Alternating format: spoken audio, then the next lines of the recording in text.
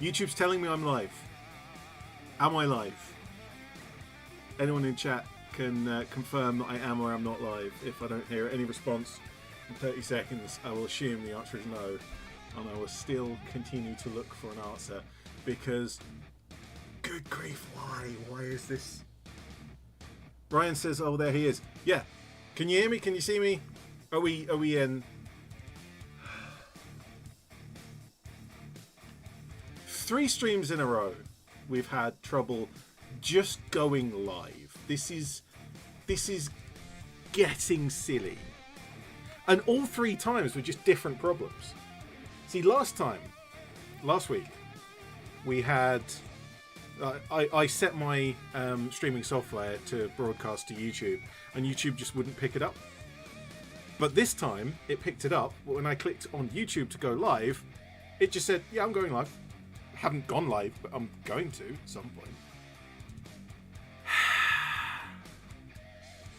I have had a fething horrible day. I do not need this nonsense from YouTube as well. Good grief. Good fething grief. Yeah. Today's stream might get demonetized for harsh language, but we'll see if we can avoid that as much as we can. I need that. Right. Today we have some painting. It's basically a continuation of last week's. So here was my original Stahltruppen I did at the painting competition at Warlord Games. And here is one of the ones we did last week. Lots of that really strong edge highlighting that I like to do. There's still quite a few more details to go. We need to do the metalwork, we need to do some of the other colour details. We need to do the gas masks. I know someone was voting for yellow for the eyes, which might actually work quite well, I think. But really strong look for the armour. I think our kind of base coat, the base colour, mid-tone, I guess you'd call it, is a lot darker now than on my original. But that's fine.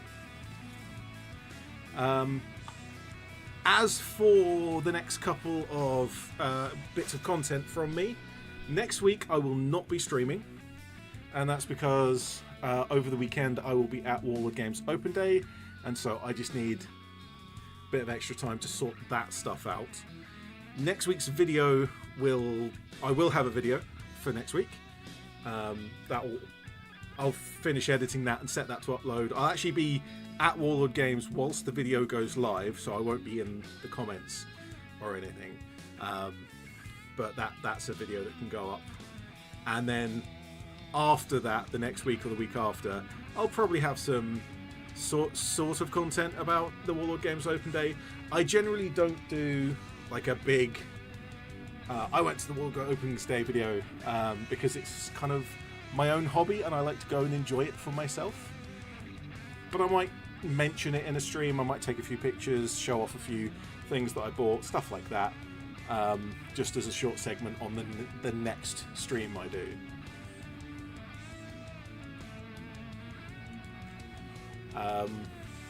But there will be a video next week, there will not be a stream next week, and hopefully after that it will all return to normal. Right, I have seen a lot of you talking in chat, so welcome everyone.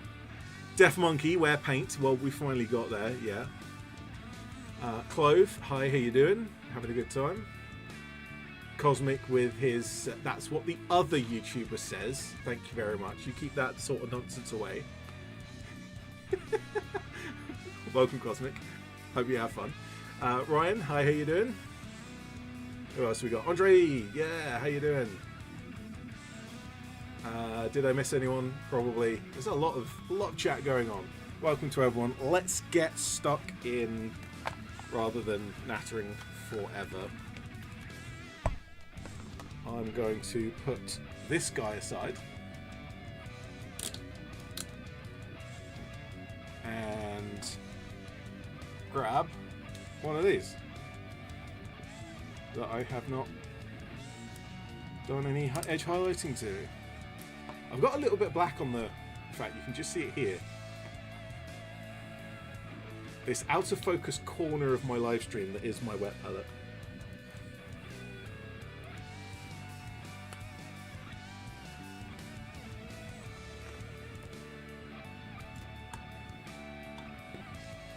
Well, that's not going to do.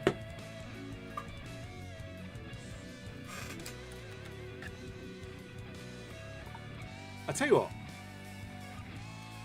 Here's a side note that no one cares about. And that's why you come to my streams, is for side notes that no one cares about. This jar, I filled it with kind of semi-sanitized water. I boil my kettle, basically, so that I've got clean water in the jar for paint water, for the wet palette, and washing brushes and stuff. And whenever I do fill the kettle and do that, I fill this jar full. And that usually lasts me months, and that's why I boil it, because I'm keeping water around for that length of time. I want it to at least start off clean. I replaced this within the last month, and it's all because of the weather. The hot weather we've been having is drying out the air, so everything is evaporating really quickly. Really quickly. It's crazy.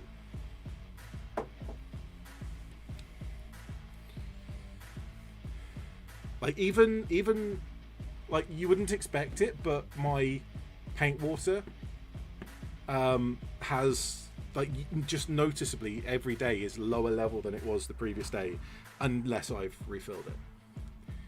Ryan says, can't wait for the open day. Absolutely.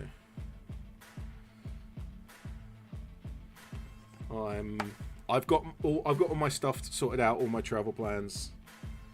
I will be coming down, or going up rather. Cosmic says that he fills jars with other things. You've been playing Team Fortress 2.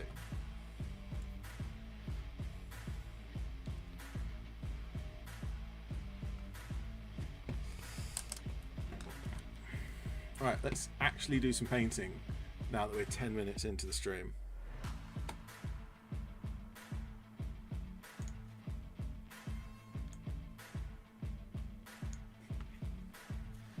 See, there's a couple of models with bare heads, so I will have to spend some time doing skin.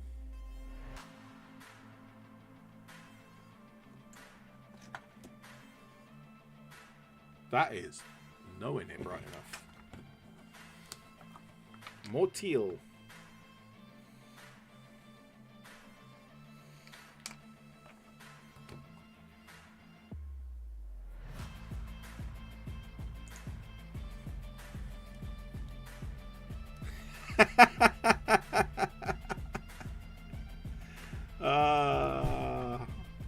I will not have any disrespect towards other YouTubers on my stream. Thank you very much. All into YouTube beef will be manufactured artificially.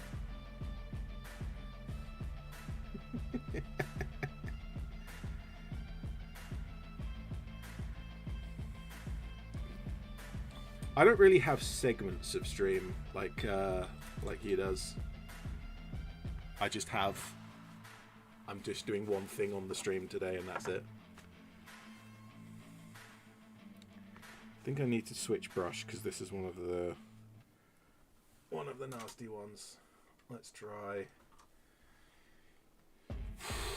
a slightly less nasty one.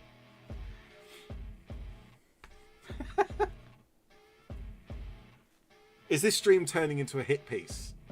Are we just taking the mick out of Mordian from now on? Okay. I want it known, I want it on record that chat started this. Leslie, hi, how you doing? Welcome to the stream.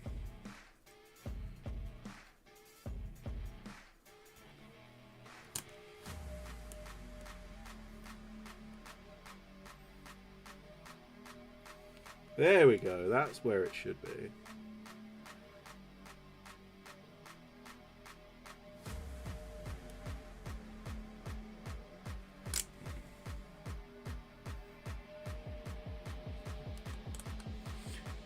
Yeah, Yeah, nice bright teal. Cosmic says, I want it on record that Cosmic started it. Cosmic, in fact... Did Cosmic start it?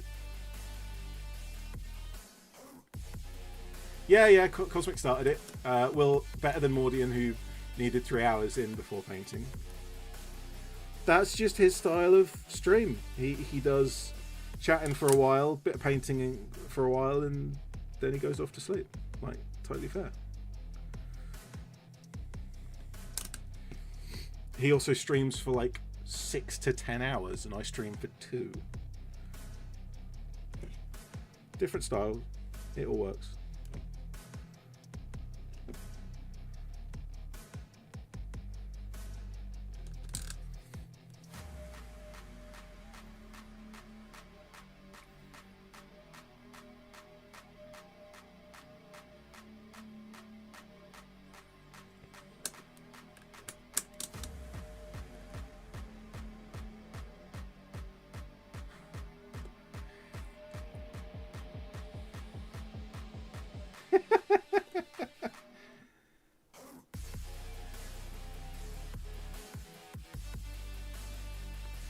Andre says, wait, you guys watch other YouTubers? Is that allowed? Yes, that's allowed.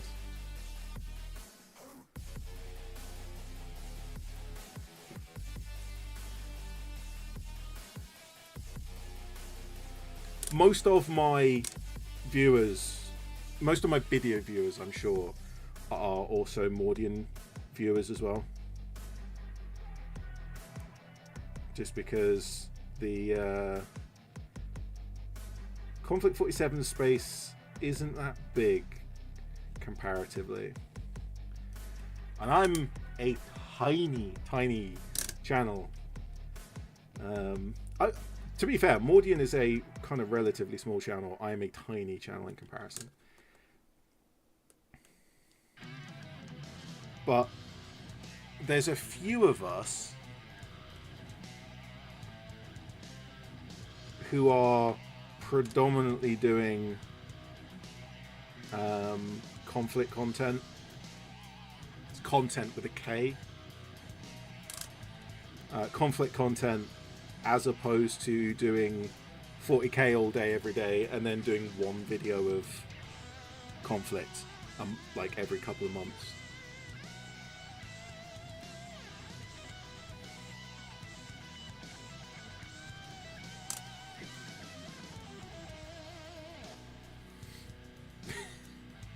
Clove types faster than he thinks and makes an absolute mess. You should all watch Ed first before any other YouTube.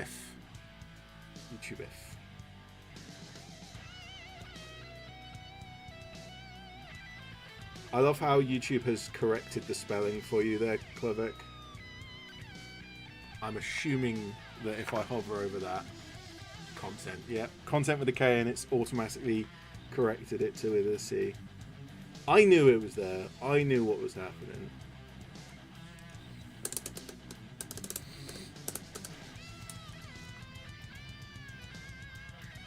Let's get some of these Tron boots going on.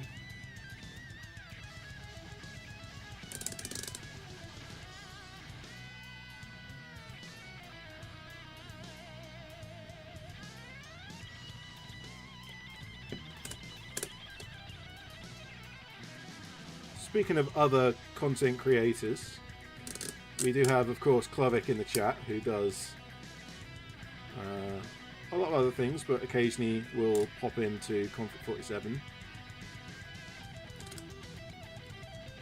We've got Mike Strolls Dice, does a lot of different games.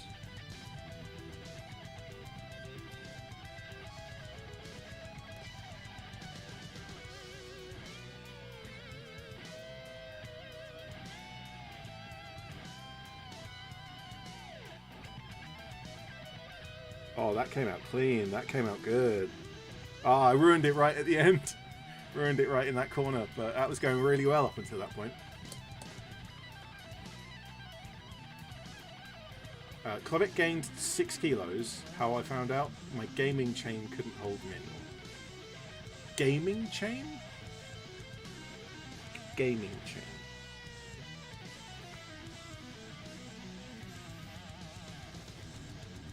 don't know what that means.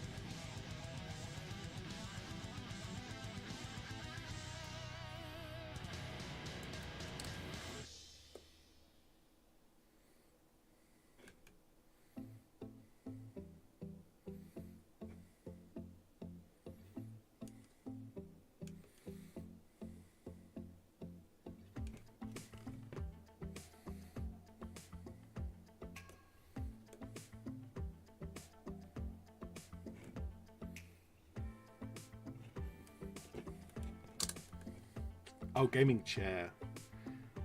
I've been having issues with chairs recently. I bought a new chair because the old one went. Hey, Yuli, hi, how you doing? I bought a new chair and I went for a cheap chair, and it has not, as you might expect from a cheap product, it has not impressed. I need one of those sponsorships for like some ergonomic hyper cool chair company. Not that they'll I don't get real sponsorships. I've never even been offered a real sponsorship. That's unfair. I've been offered hobby sponsorships, like people in various hobbies that I'm making content about have talked with me about stuff, but never like a big company.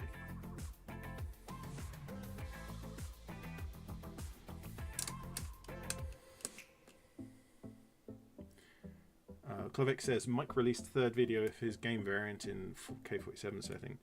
Is that his like one American GI goes to war? The problem is the war is K47. Because I've missed all of. I haven't had the chance to sit down and watch any of those. For shame. Seems like an interesting concept. Like basically a narrative of one individual soldier's experiences.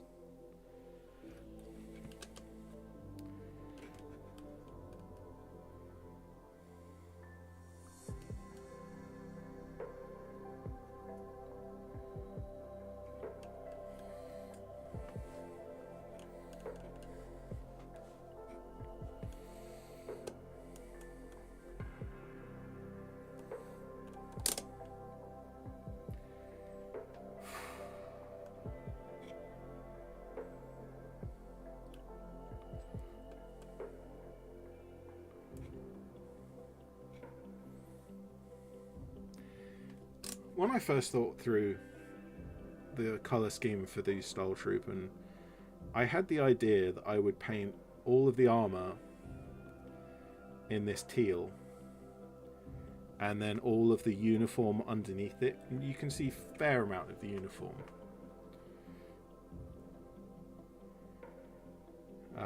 In my usual blue-grey that I do for my historical Germans.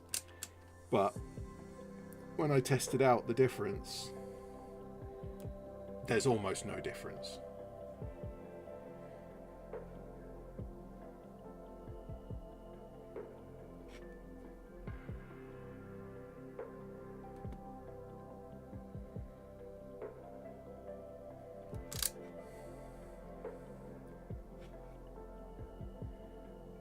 It's almost like it's the same color, but the teal is like slightly more saturated, and then the blue-grey is just more desaturated. And they are both kind of pale blues, so it kind of makes sense, even if they are quite different. If you just look at them on a model, they kind of just blend in together, and there wasn't enough difference to make it matter. So Yuli says, I think the sponsorship topic is weird, because every review video is just an infomercial for the product. I think there's some room for maneuver, but I think 98% of YouTubers just make ads. Yeah. So whenever I've done sponsorships, I don't really think of it in that term. But whenever I've been sent something for review, that's more how I think of it. I'm getting something kind of for free. I'm getting the product for free, which means it is technically sponsored as per YouTube's rules. But I am doing a review, and I will pass my opinion on. I will discuss the product. I'll discuss what I think are the good points and the bad points. And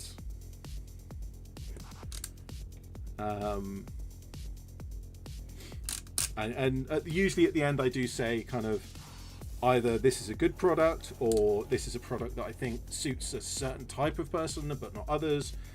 I've never actually had to say that a product is genuinely bad.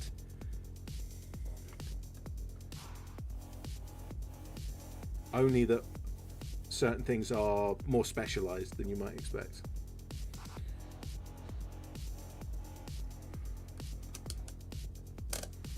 How are we doing on that one?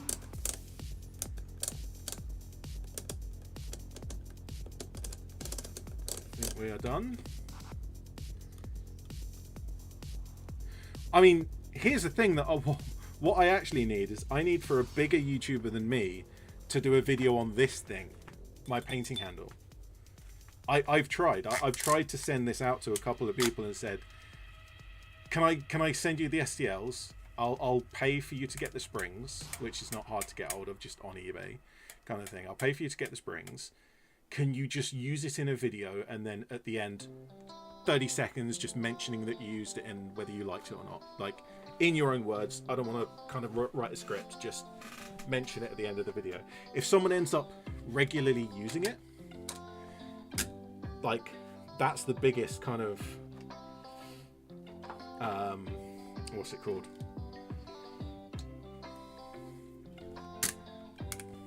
there's a word that I'm thinking of and I can't think of it. It's the biggest sign that my painting handle is good if someone's actually regularly using it. And I like the damn thing. I can't remember when I made my first one. It was when I was off YouTube. It was when I was doing vids on Facebook. That was a long time ago. And I have basically painted nearly every model since then using one of my painting handles. So I like them. If you would like more information, there is a video link in the description, and you can go and have a look at more of the specifics there.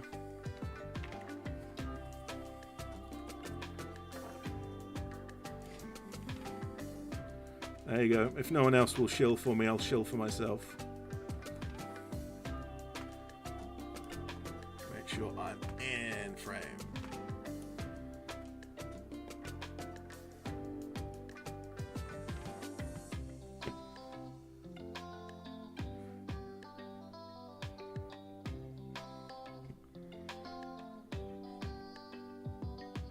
Yuli says the sound it makes is really satisfying.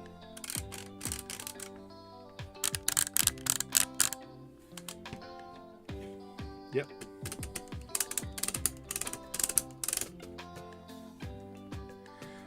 That's actually an interesting...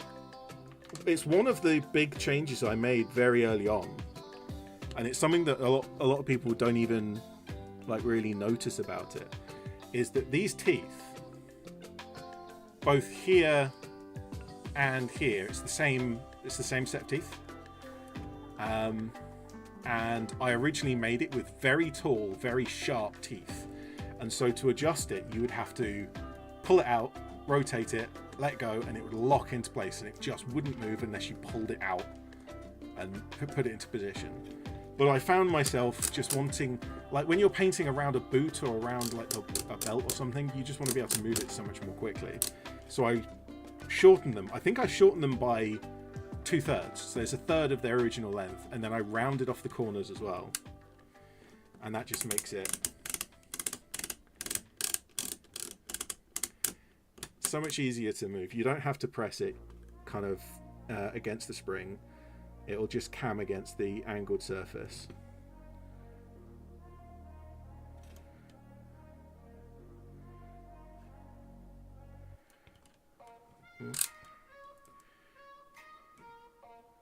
I have overloaded my brush Disaster is happening. Somehow I'm able to stay in control. But this will not last. It's going to go horribly wrong. I can feel it. Klovek says, hey Ed, don't forget to mention you have a PayPal link through which people can donate to the channel and support my work. Yes, absolutely, Klovek. That was also something that I should have mentioned. See, that said, now that we've said that, I've probably forgotten to set up the description for this stream.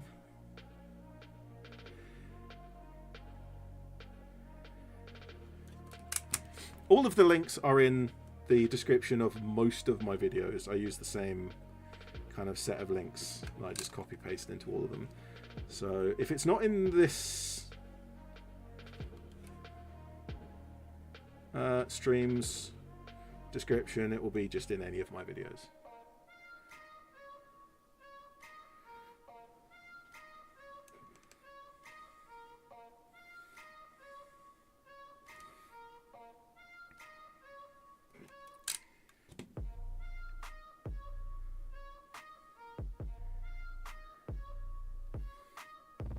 I'm really not a fan of the Stahltruppen's boots for a couple of reasons. Number one, there's an awful lot of tiny little parts to them, and so doing an edge highlight, it ends up brightening the kind of the boots far too much because you've got lots and lots of little highlights rather than maybe just one or two. And it's also the boots. Like, who cares? Who cares about the boots? No one cares about them. On Earth, I think I knocked my brush. That's better. Like, the boots should be the darkest part of the model, not the brightest.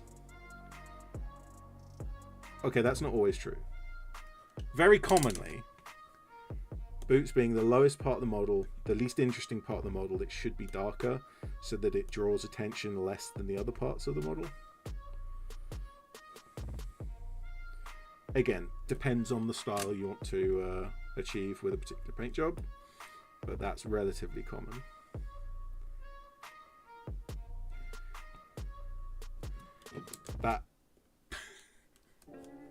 That's not even on the line of the armor. What?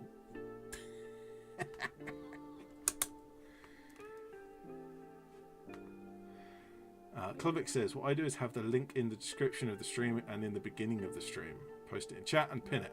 Is it invasive? Probably. Did it work? Not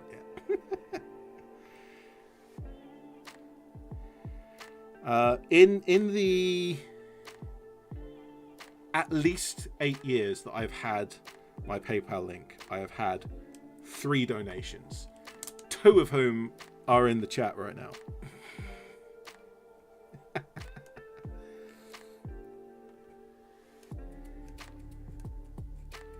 It's like,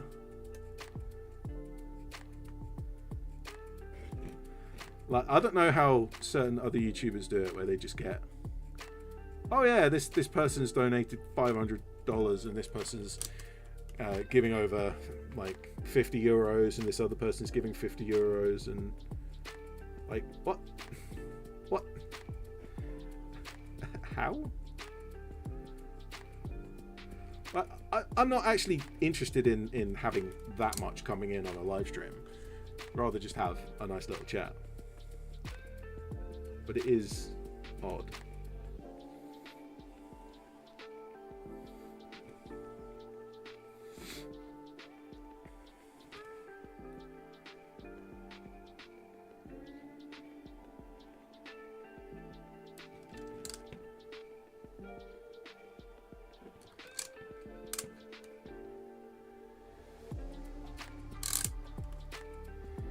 I actually have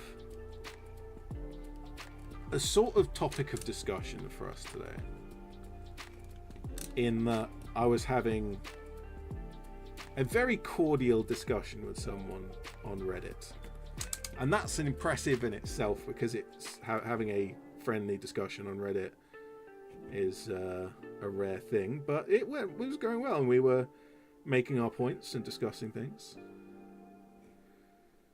And one of the main points that I was making is that there are two very common expressions in the mini painting community that are often given to newer painters as kind of god tier advice. Follow this and you'll learn. And I think they're useless. I think that these two particular expressions are actively unhelpful to most newer players. Does anyone in chat have an inkling as to what I'm talking about? What kind of meme expressions do a lot of mini painters tell newer painters as if it's gonna suddenly make them the best painter ever?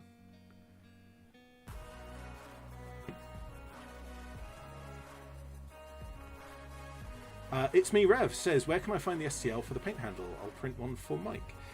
It is on my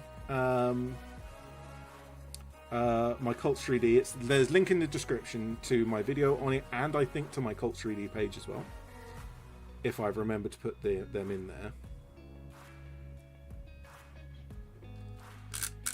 If you're doing it for Mike Rolls Dice, you might actually want to send me a message on Discord, because then I can get you like a review copy rather than making you pay for it.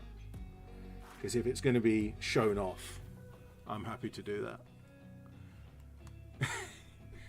Yuli says, Null Noil makes everything better. That's not one of the expressions I was thinking of, but absolutely. What's it? Like liquid skill or skill in a bottle. That kind of thing. Where, yeah, don't bother painting, just throw a wash over it. Which one's Null Noil? Null Noil is that plain black? I don't remember the Games Workshop names for things. I think it is. Yeah, Null Noil's the like dark black.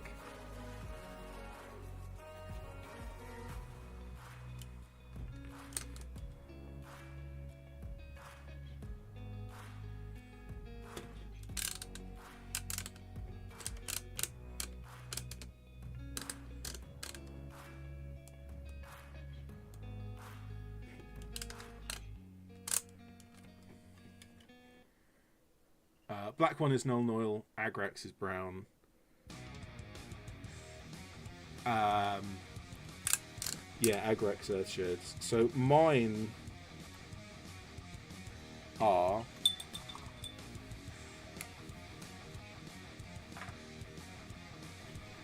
they don't actually say on these bottles because I decant them and I mix them up. But my brown is Burnt Umber and my black is, I think my black is charcoal, actually. But it's an artist charcoal, so it's actually black.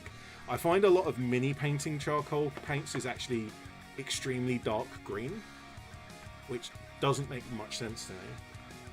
I then also have matte medium. I always have matte medium tanned. And just a random green where the bottle broke, so I had to switch it over. Here's a separate topic. A lot of people tell new painters that they have to buy this product or that product or this tool or this piece of equipment. You need this, you need that, you need the 100 other things. I disagree on almost every single one of them.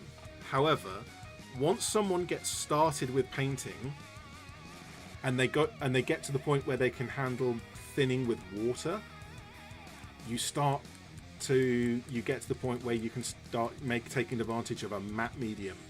Just a basic matte medium, nothing fancy.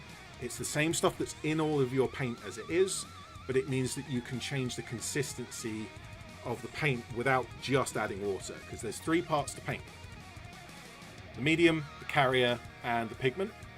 And the only way to add more pigment is to add more paint, but you can change the medium and you can change the carrier. Carrier is obviously water with water-based paints, acrylic paints.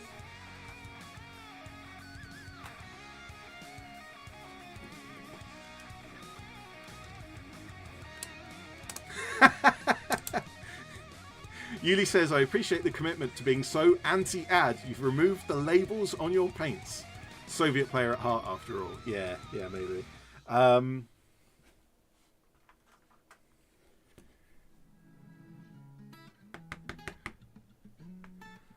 I think I'm gonna think, yeah. My inks, because I make my washes out of inks. So they're still acrylic. They're acrylic inks, not oil inks or anything else. But they're artist acrylic inks.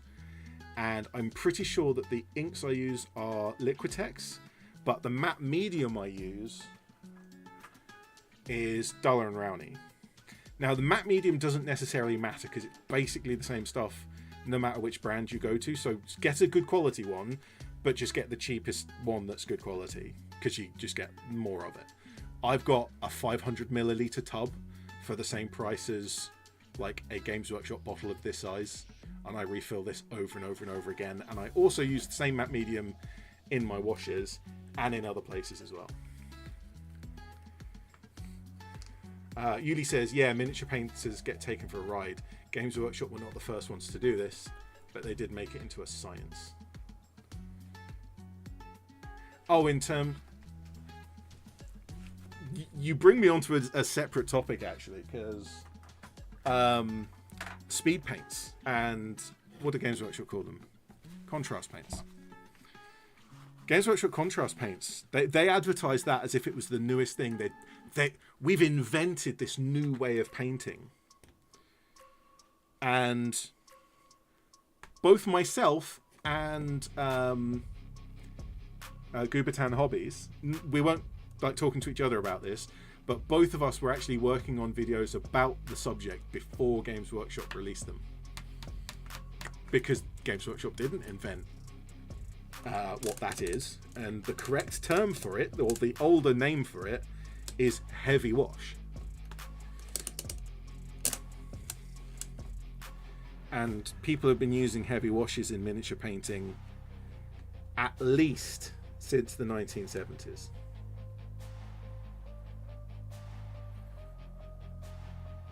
So just another thing that Games Workshop claims they invented that actually predates their own company.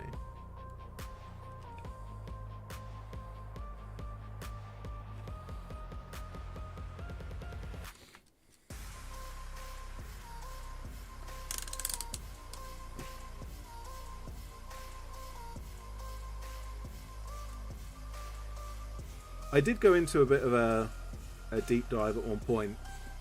It never made it to become a video because I never quite was happy with it. But you can just make your own heavy washes. It's not really that hard. Dialing them in to get the exact effects you want takes a bit of time. But the basic recipe for a heavy wash is fairly simple. It's actually very similar in terms of the concoction, the mixing of stuff. It's actually fairly similar to a glaze. Generally speaking, you would make a glaze quite sticky. So a lot of matte medium, a little bit of extra water so that you thin out the paint and make sure there's just a small amount of pigment left in there so that each layer is only leaving a very small amount of colour. That's a glaze. Whereas with a heavy wash, you want a lot more pigment inside, but you still want that kind of flow and the ability to stick in the right place, but with a little more water so that it also is pulling into the recesses, like a conventional wash. Excuse me while I just have a quick drink of my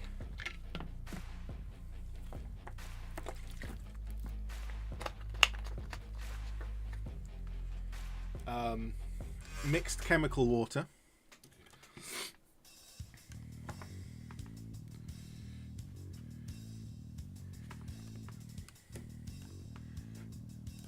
This guy's reloading. I had to cut the magazine off of this one, I think. Yeah, I did. Because even though there's a hand holding a magazine, all of the guns have the magazine still attached, which I like. It's kind of annoying if you get an arm that has no magazine on their gun, because then you basically have to pair it with the magazine hand. But if you have all of the magazines still attached to the weapons, you can choose which one you want to use. You just cut it off. Nice and easy. Klobeck says, if I started Konflikt 47 first and not 40k, I would have 7,000 points of Konflikt instead of 3,000 of Guard. Yeah. Yeah, that's a thing. I mean, 7,000 points, given that 1,500 points is the standard, that basically would be every faction. Right? You would have all 5 factions. I can't wait for the Soviet starter set to come out. It hasn't even been announced yet, but obviously there's one coming eventually.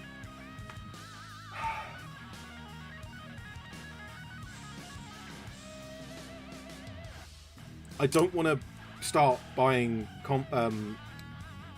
Soviet models, because at some point there will be a starter set, and I don't want to have just loads of the same thing over and over again. Yuli says, sorry, stepped away, that's totally fine. Really glad you popularised using artist brands. Everyone should. I don't think I've popularised anything, because no one knows who I am. But yeah, I definitely use artist supplies in some, because our specialty hobby, there are certain things that miniature paint, like miniature hobby specific things, is better for us than the artist version. But there's a lot of times when just the basic artist supply is actually better than what we get given. So it isn't just a case of like artist supplies are always better. It's a case of certain things, a lot of things, but certain things is better. There's one thing I keep meaning to buy, and that's a tube of titanium, because I've heard good things and I haven't ever tested it out. So a good quality artist tube of acrylic titanium white, so it's a white paint, and I think it is genuinely made from titanium.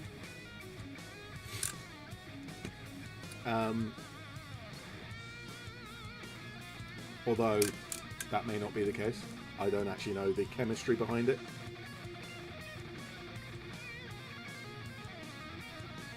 That is said to have really good coverage. It's like, white is always one of those ones in mini painting that just has bad pigmentation. Often very chalky. There's a couple of brands that have some good whites, but they're inconsistent and they're few and far between. Whereas you could buy a tube of titanium white for not a great deal of money. It's a bit more expensive than a pot of our paint, but it's also 10 times the size. Will last you forever.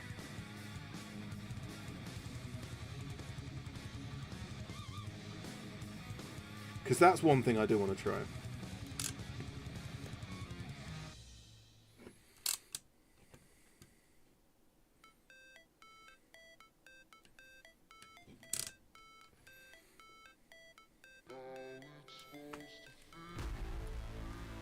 This song annoys me. Because when I downloaded it, it was very specifically, I went out and found all of the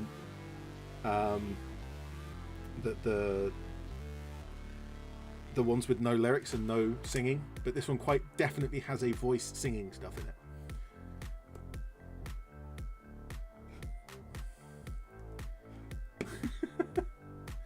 Andre says never bother with brand names, just tend to go with whichever one is closest. Yeah. That's actually something that I showed it off with my German, my regular German infantry actually for bolt action. In that, I went through a series of changes. I actually made a video on this subject.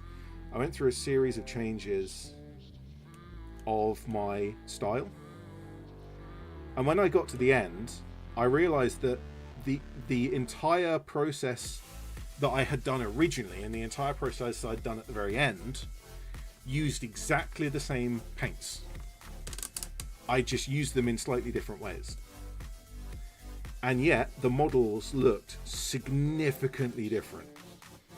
Like a very different style. And so when people say, oh, I need this exact paint, otherwise my models won't match, I'm like, these two models use exactly the same paint. Exactly the same set of paints to make them.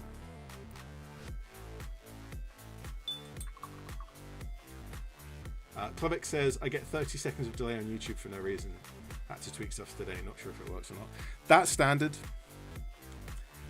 You can go into YouTube and set the latency to super fast, and also you can set the latency of your streaming software to super fast, but you don't really need it. If we're having a casual conversation and I'm trying to talk to 3 people, having a bit of a delay is sensible. It's more like if people are gaming and they want the reactions to come all at the same time. Yuli says, I understand the reason for miniature paint brands to exist, army painting and not wanting to mix your own colours, but what exists now is unnecessary. Yeah, absolutely. If you see a paint set that's like 150 paints, why?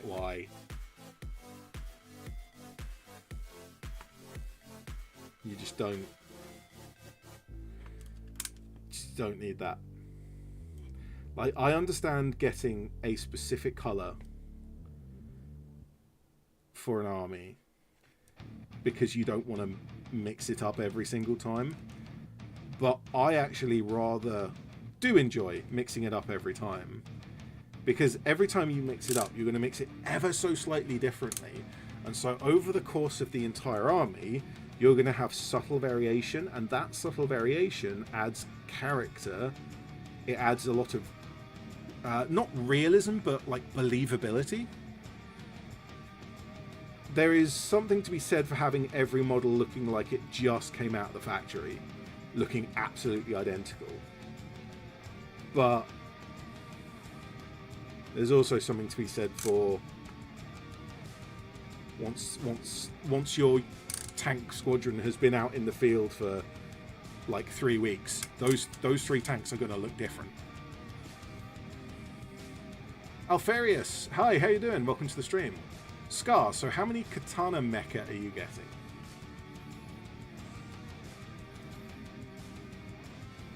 I'm only getting what I only need what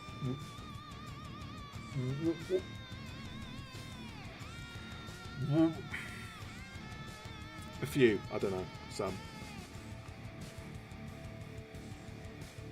Looks really cool, doesn't it? So I noticed something about the pictures when we were eyeballing it a couple of days ago. There's a picture of one holding like a Shiboru cannon in each arm, like underslung over each arm. Really cool style. And then there's another one of one holding a Shiboru cannon in 2 hands.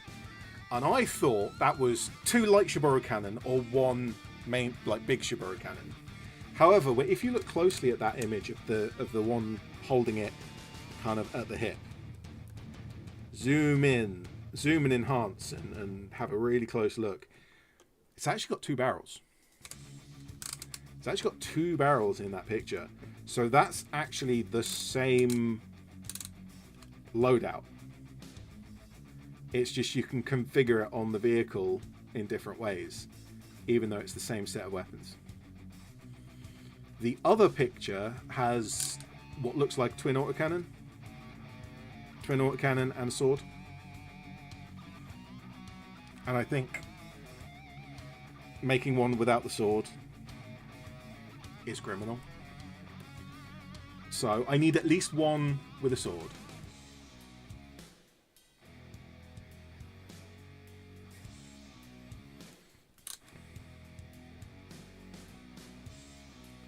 And it depends on what the specific loadouts actually are, because we don't actually know what the variants are.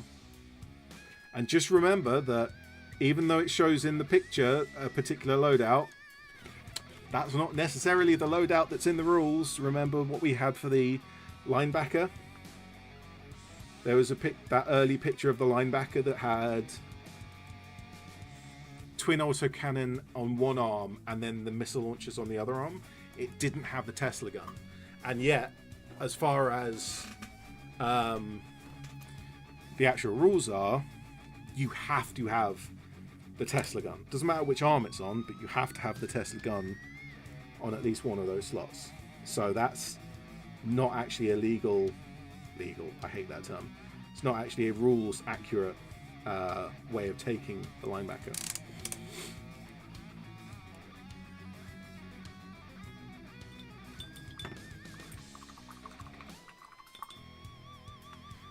Yuli says, this is the kind of attention to detail, the missing mag on the gun, that makes you an A-grade kit basher. No, it just makes me an airsofter. I know how to change the magazines. It's me, Rev says 6.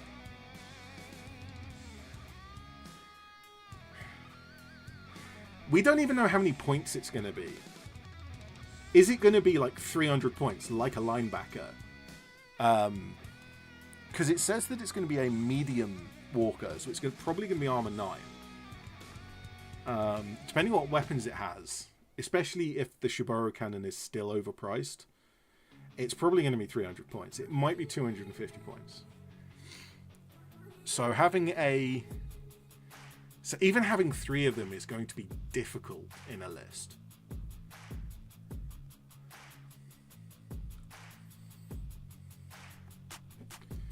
Might have to get 3 of them.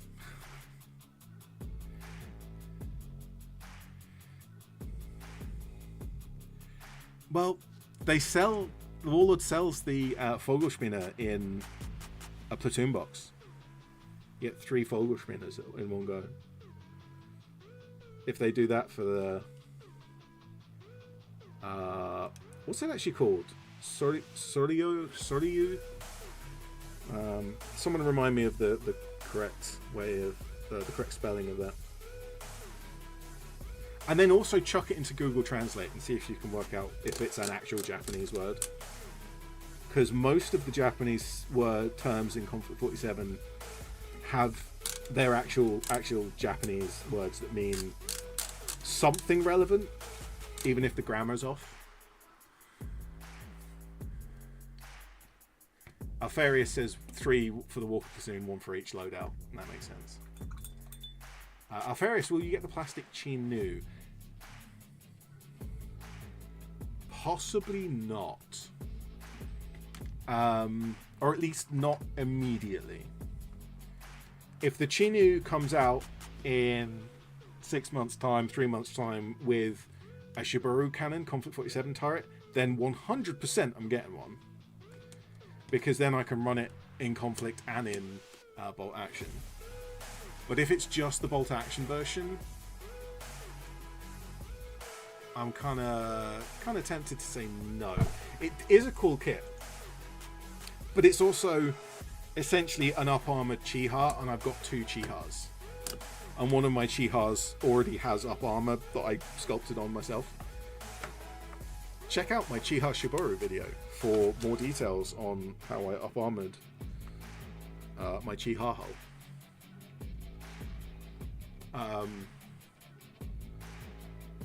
Russian Kapro, definitely pronouncing that wrong. That image is still on the linebacker instructions. Oh, what, the one with the missile launcher and the autocannons? Oh.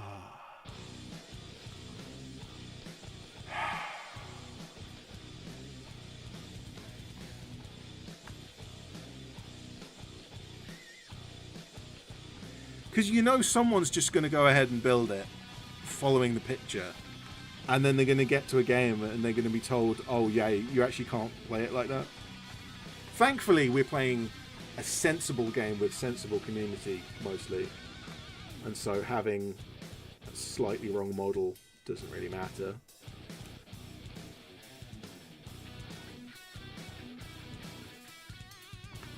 I mean, there are people using linebackers as mud skipper?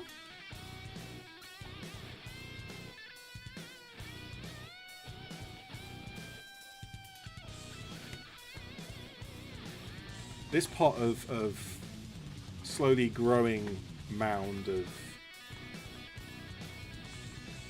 edge highlighted Stahltruppen is looking kind of cool over here. Can't wait to get the other colours on because it's missing a lot because it's only got the main armour colour. Once I've got the mask and the weapons done, it's going to look much nicer. Alfarius says 195 points without Shiboru. Do we know that? Has that been announced somewhere?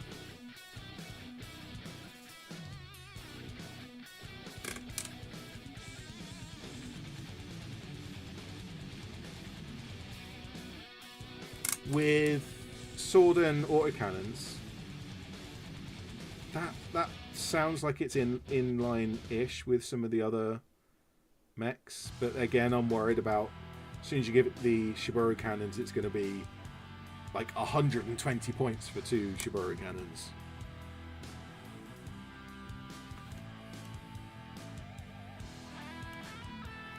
I mean, if you have 2 Shiboru cannons, at least you have twice the opportunity to not get a double.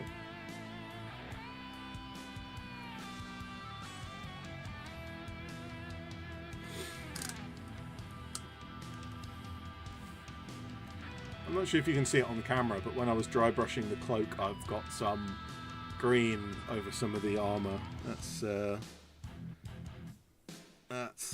going to be easy to get rid of, but it shouldn't be there. There we go.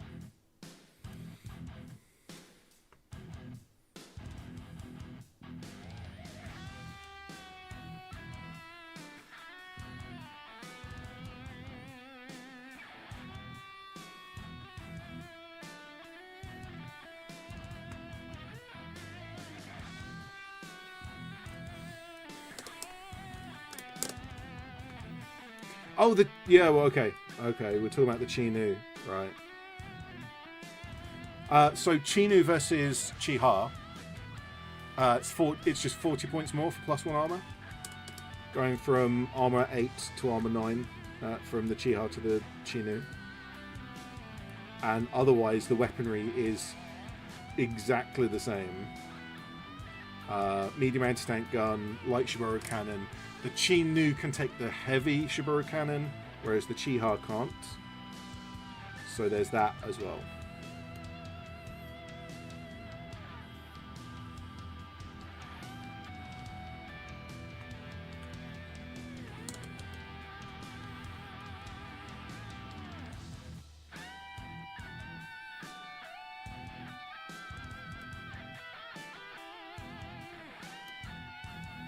So I've missed a few messages in chat. I'm trying to catch up.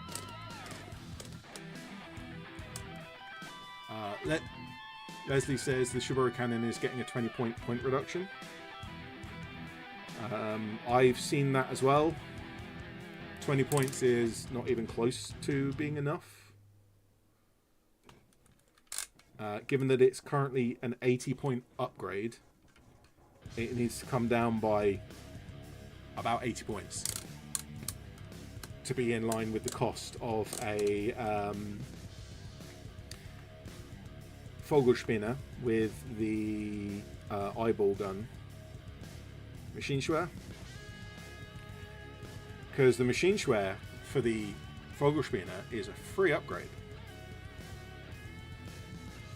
from the from a light anti-tank gun to a light anti-tank gun and an autocannon to the Maschinengewehr is a free upgrade on a vehicle that's already cheaper than a Sasori. So if you compare Sasori to the Vogelspinner, Like, it's oppressively overpriced.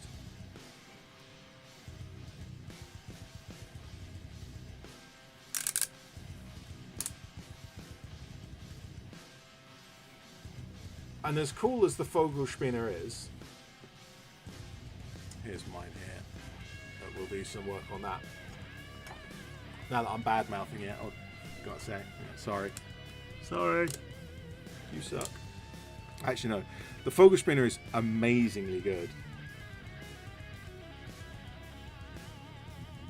Especially for how few points it costs.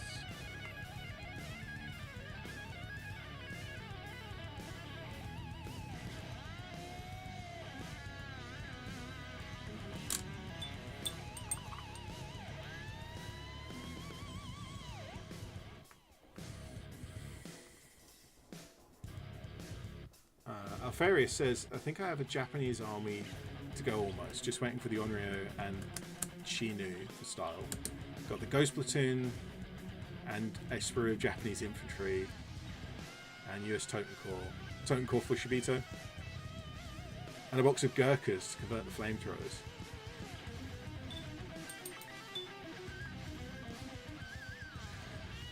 Gurkhas for Japanese? Okay. Did the Nepalese defect?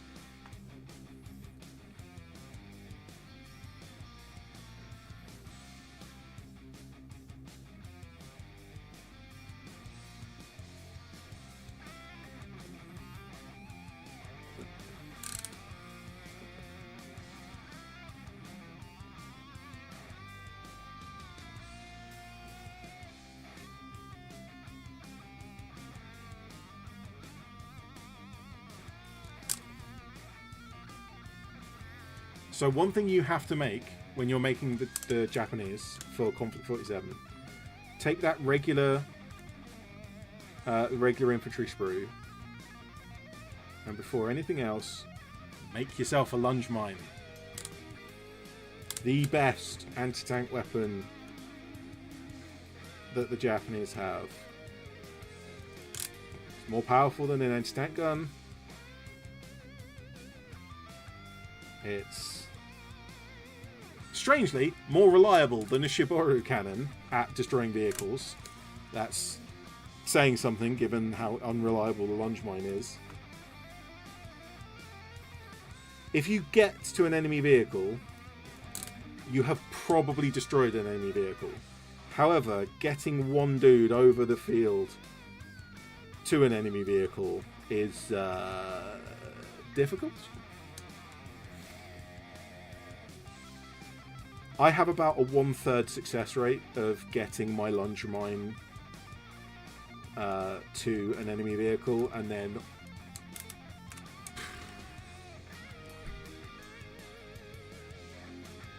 I mean, strictly speaking, you're going to get a pen, maybe a catastrophic double penetration, but then each of those just has a 50% chance of actually destroying it, the vehicle. Because you don't get any modifier on that roll.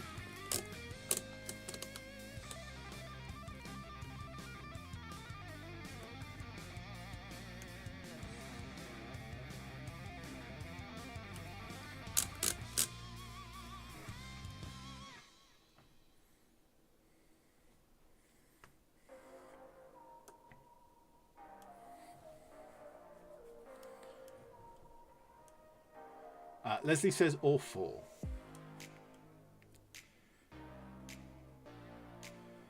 So one thing that I've seen someone do, and I don't think it's necessarily an amazing idea, but it's something that you can do, is take a heavy weapons platoon. And you need to take a minimum of 2 either mortars or medium machine guns.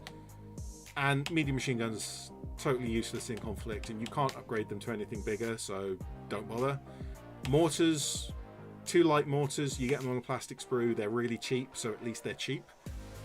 But doing that means you can then take 3 lunge mines. And I've seen someone do that. They took an officer with a point of luck, 2 light mortars inexperienced, the cheapest you can get, and then 3 veteran lunge mines. as a heavy weapons platoon. And that, I don't know how well it actually played, but I know they brought them to a game.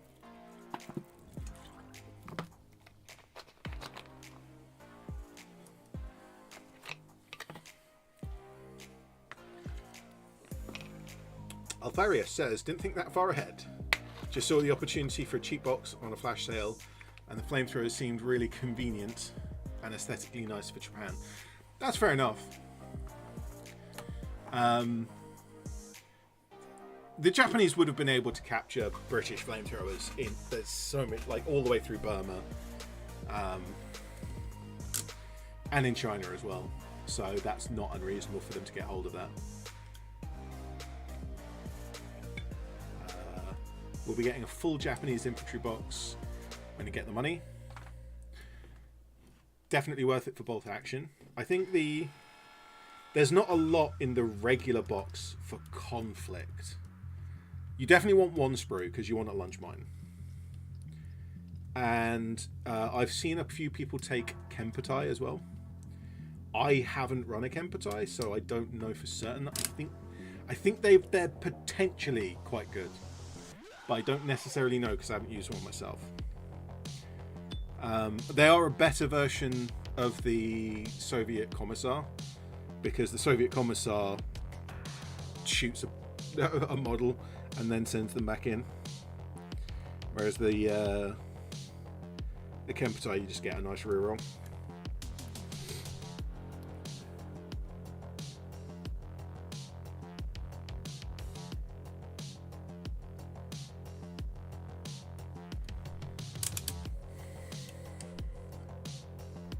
Alfarius says the lunge mines are that good. Wow, I'll have to build one perhaps. I was thinking about the sprue making a sniper, Kemputai, and a platoon squad from it.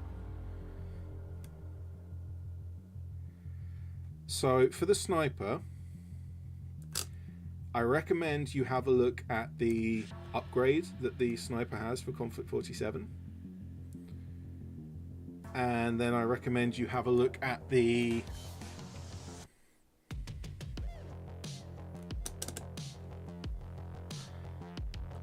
black powder, so it's on the Wall of Games website. Black powder Ashigaru. I think it's in the black powder section. If someone can just double check whether that's in black powder or in, because there's no Bushido section on the website anymore, is there? They closed that and they moved it all into black powder, I think. But what the Ashigaru are, the Ashigaru are the peasants if the samurai are the knights. And given that they're a samurai in the army, it makes sense to have some regular infantry as made from Ashigaru. And if you go with the Ashigaru missile troops, they have a musket that looks kinda sorta similar, not really, but sort of similar if you squint, to the Shiburu rifle that the Ghosts have. It actually looks more like the old Shiburu rifle than the newer one. They've kind of made it a bit more steampunk, whereas the old one was a bit kind of shogunate Tanegashima style. But if you make a squad of 12 using the Ashigaru missile troops with the Tanegashima, the musket, and use those as the Shiburu rifle squad, and then make another 2 models as a sniper team so that you can run a sniper with a Shiburu rifle upgrade. Not only are those models really cheap, they fit the style really well. I've done that for my army, for my Japanese, but I know a lot of other people are doing the same.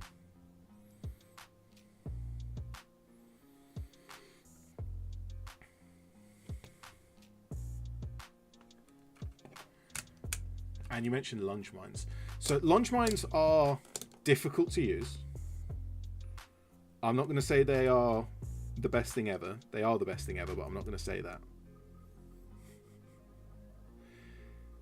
essentially you have to charge an enemy vehicle, and because it's not a Conflikt 47 unit, it's brought in from bolt action, so that means you don't even get the 12-inch charge on an ambush.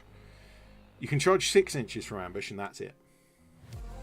So you're probably going to want to use a transport vehicle or run them in at the end of one turn and hope you get the first order die in the next turn. That's usually how it goes for me.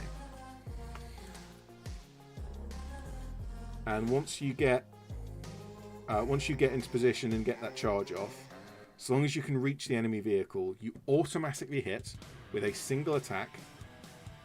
That attack has a pen value of 8. 8.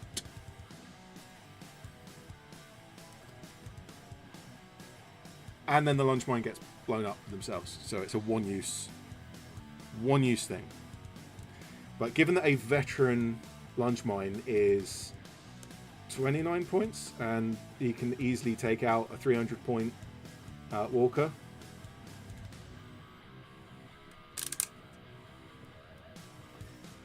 you want to get yourself a lunge mine. The real difficulty with the lunge mine isn't like getting the charge off, it's actually getting him to position, because most of the time your opponent will just shoot the lunge mine guy before he gets anywhere close. Like I said, I've got about a 1/3 success rate with my lunge mine actually getting them to the walker, or getting them to an enemy vehicle.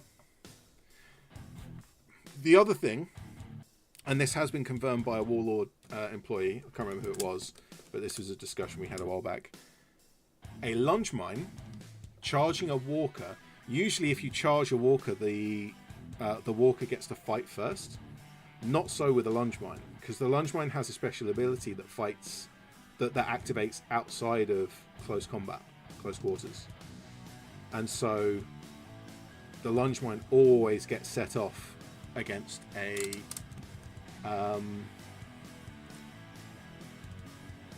against a walker.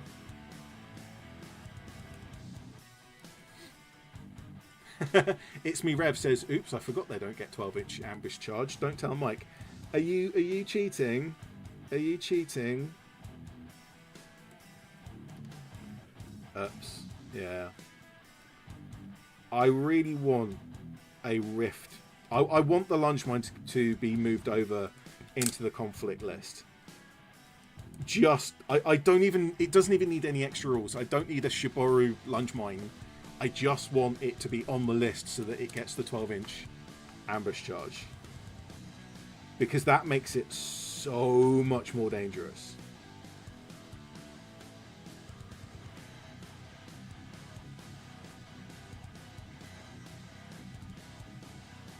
And it makes it so much more usable as well.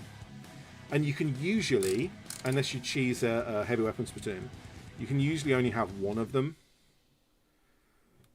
So if you consider my experience, taking a lunge mine in your list is just once per list, and it's a 1/3 chance of taking out an enemy vehicle. And I usually go after walkers with that, because walkers are resistant to other things. Depends on the vehicle, depends on what my opponent's bringing. But I'm usually sending the lunge mine against a big walker. But if a target of opportunity arises, take it straight away. Don't like look at your lunge mine and go, well, I might charge this vehicle, but what I actually want to do is save it for next turn. He's not going to be around next turn. He's going to be gone. Charge that thing straight away. Use it up. Even if you're just taking out like a light tank, it's paid for itself, and it helps you out in the game. Alfarius says, apparently Warlord plans to get everyone tier 2 power armor eventually. When they get to Japan, I hope we have the Oni themed suits. Where have you heard that? Because I have heard the opposite. Are we talking about damage value 7? Because I've heard that Warlord Games are not giving everyone damage value 7 units.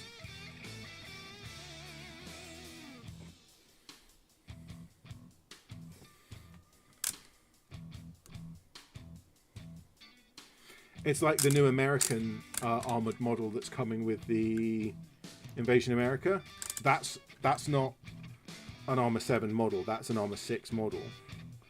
It's It's basically the new sculpt for the American heavy infantry, but they're still going to be Armor 6.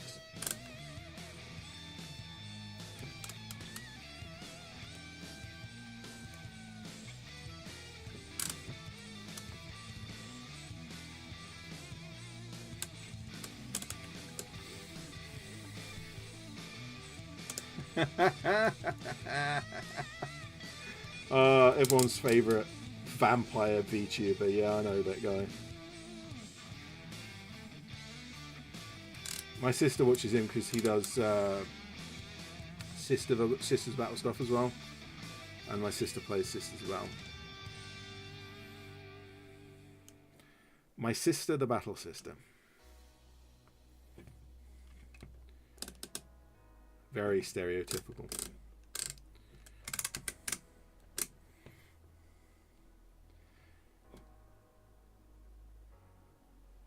But he doesn't have a direct line to all the games like certain other YouTubers tend to have. Like, we all know of a certain YouTuber who goes over to Warlord Games every couple of weeks and plays at their tables and talks to them and sneaks information out of them and then goes on live streams and alludes to things. Because I'm pretty sure Mordian has said that Warlord Games aren't planning on giving everybody a damage value 7 unit, infantry unit.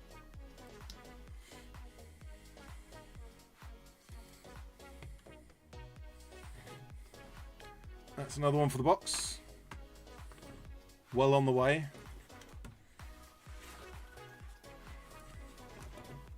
Loads more to go.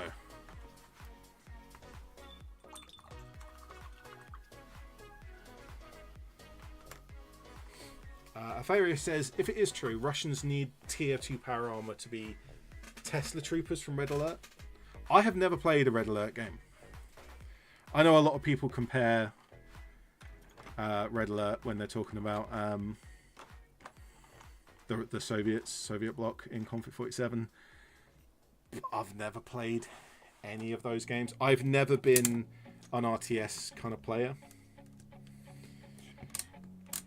I just don't see the fun in mining a tree so that you can tell a building to make a human being.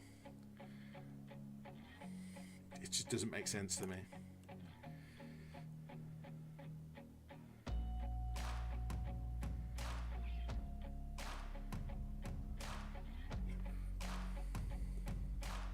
That said, I did play a lot of Age of Empires 2, but that's different.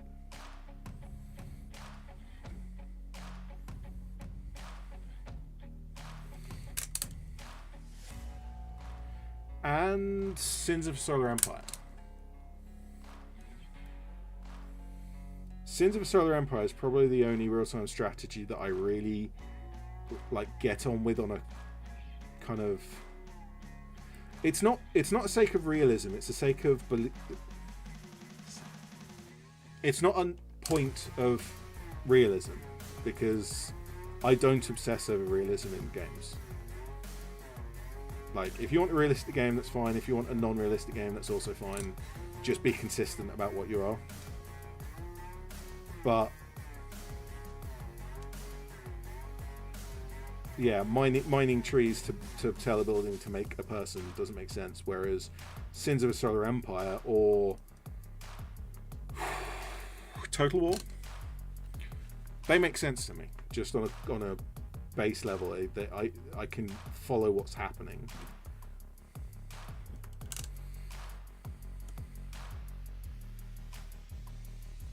That's a lie. I can't follow what's happening in Total War games because they never bloody work.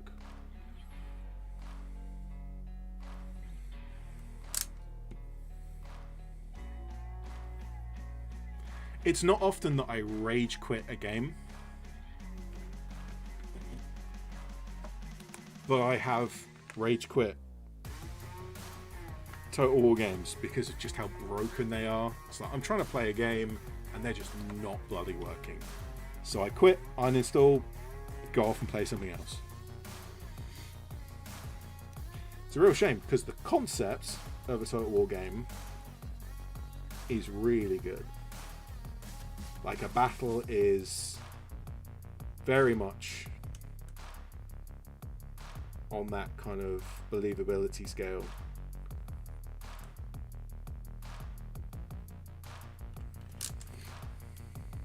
Campaign's not realistic at all. Oh, I missed some.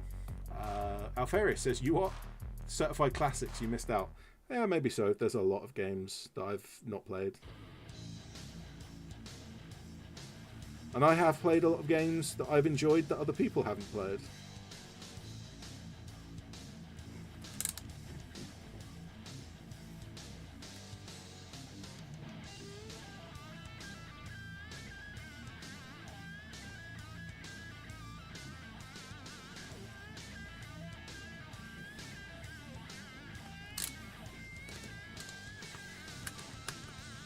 Leslie Mitchell says XCOM was really good.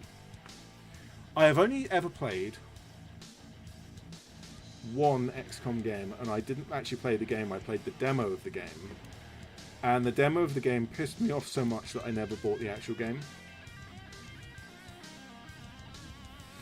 And it reminds me of the demo for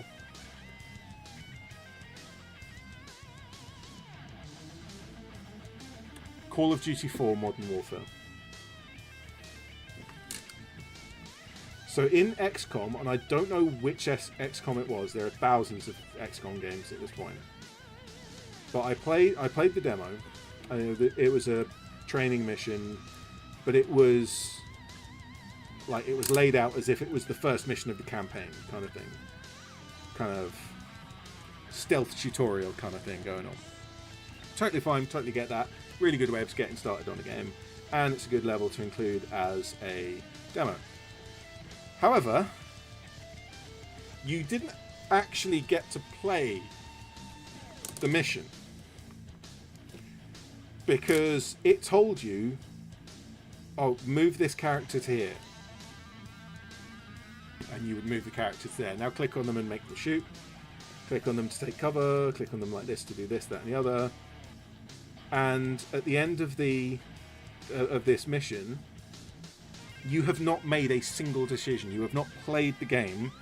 You have just obeyed the instructions given to you. And that's not a good way of having a tutorial mission. The reason why it reminds me of Modern Warfare, the first one, there's a mission in Modern Warfare that was used as the demo. And it's the one where you're fighting through some buildings to get to Warpig that's broken down.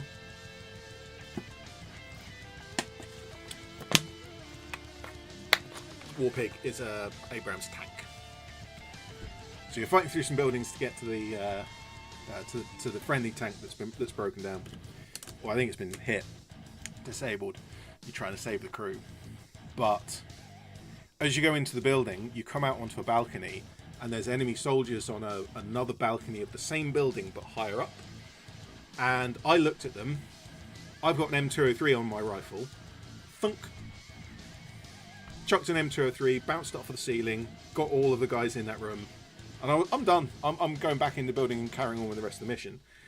But the mission objective was go and take this machine gun that's mounted onto the side of the balcony and shoot through the walls to get these guys.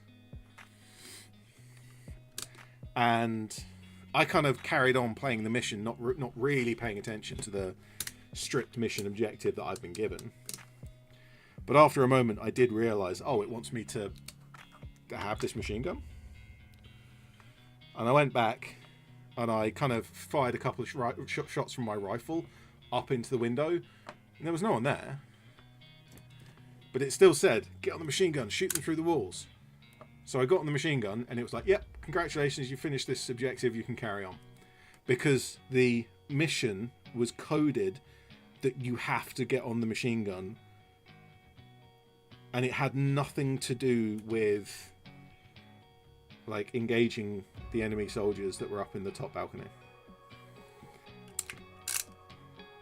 And like, come on guys, that's silly.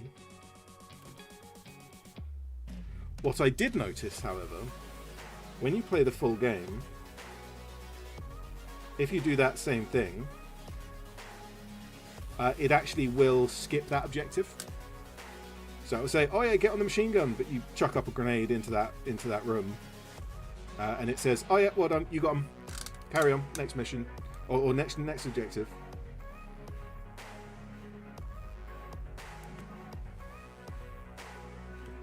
It's just so handholdy, I guess, is what I want to get at. That game just kind of is leading you through every single little step of fighting this battle.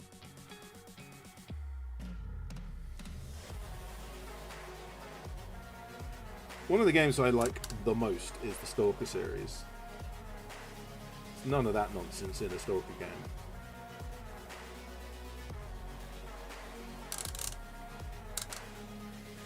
What's my mission objective? Go over there somewhere, sort of. Alright then.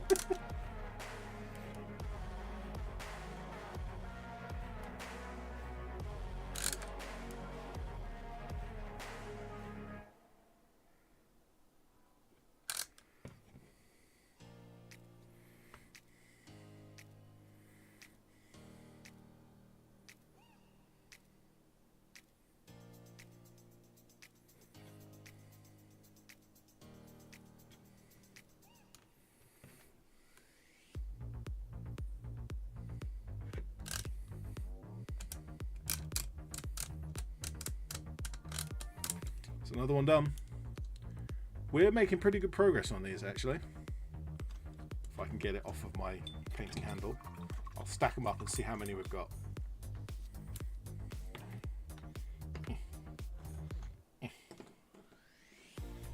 So, one light machine gun.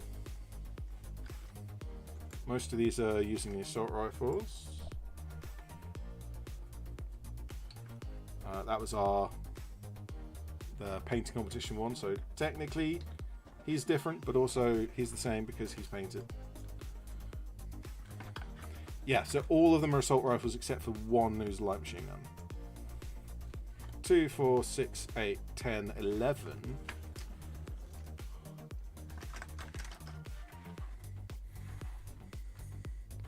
And 2, 4, 6 more to go. 7 more to go. So we're more than halfway through, actually. Andre says, have you played Hogs of War? My favorite tactics game. Silly and voiced by Rick Mayall. So I actually have played Hogs of War. I remember it as being a bit like Worms 3D. It was very similar to Worms 3D, if I remember right. It's kind of like World War One, but pigs, and very, very cartoony. I remember liking it, but I don't remember where I had it because I must have borrowed it off a friend or played it at a friend's house at some point.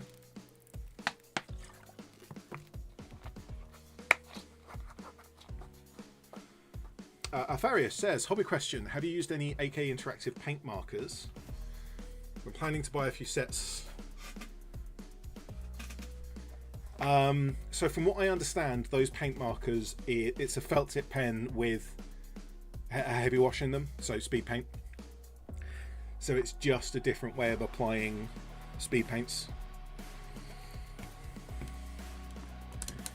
And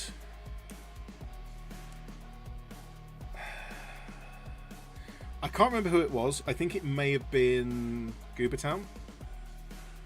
Brent from Goobertown Hobbies said that if you're going to sit down and paint, you're better off with just the actual speed paints.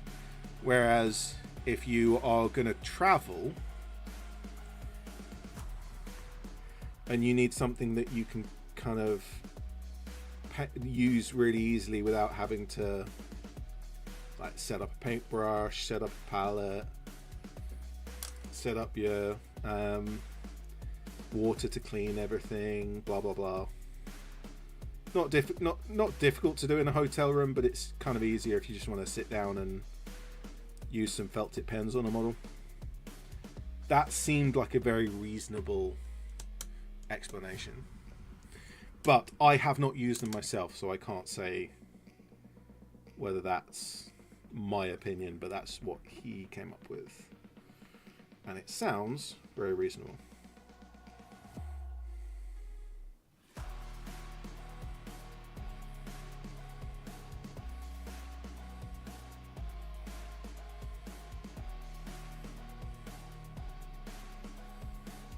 Is he even around anymore? I'm sure I'm subscribed to him, and I haven't seen a video from him in a long time. I haven't seen their podcast either. Maybe it's just YouTube doing the whole, oh yeah, you're subscribed to this channel, but we're not going to tell you when they make new videos, because YouTube does that a lot.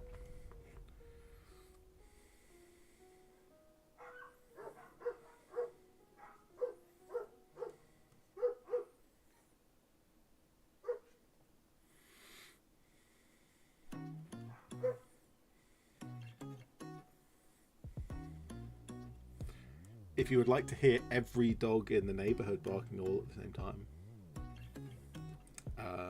there you go. That was that.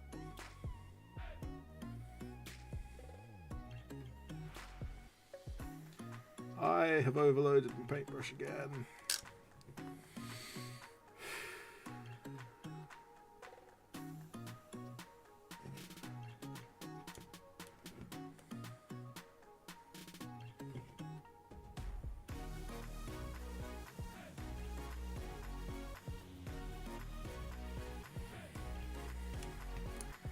Yudi says, haven't played Red Alert either, but keep hearing the references. Oh yeah, it's a kind of classic game. A lot of people enjoyed it. But not everyone has to play the same games. That's why they make so many.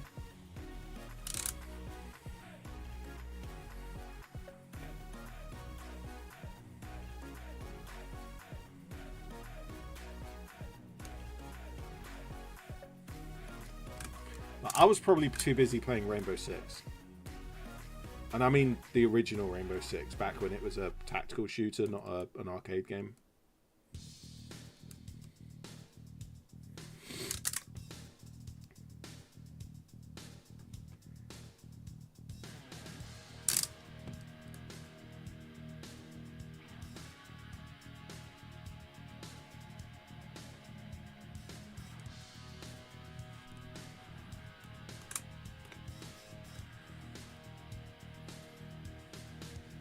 What are we at? Half a state. That's not too bad.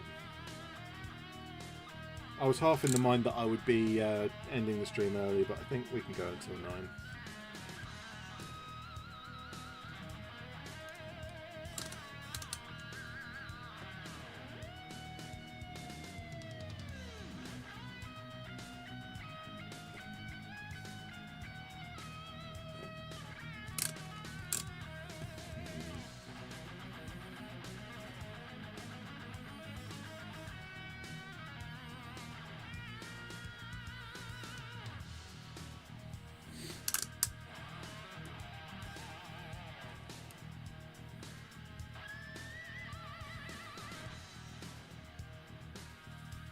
I think the dogs are being fed, if you're going to hear that clanking sound in the background.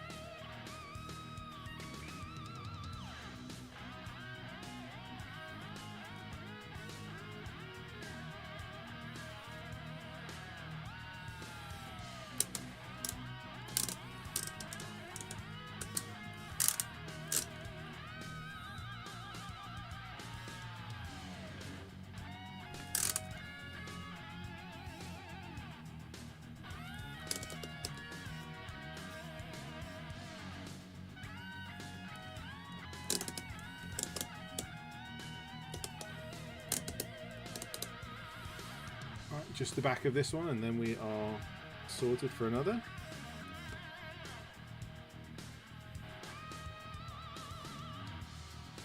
How many did we get? I think we only got 4 done last time, and now we've got 10 in total. So we've done, this should be number 7 this stream.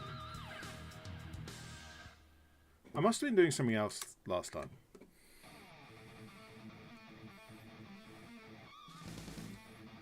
I don't actually know. I can't remember. It was too long ago. An entire week. No one can remember what happened a week ago.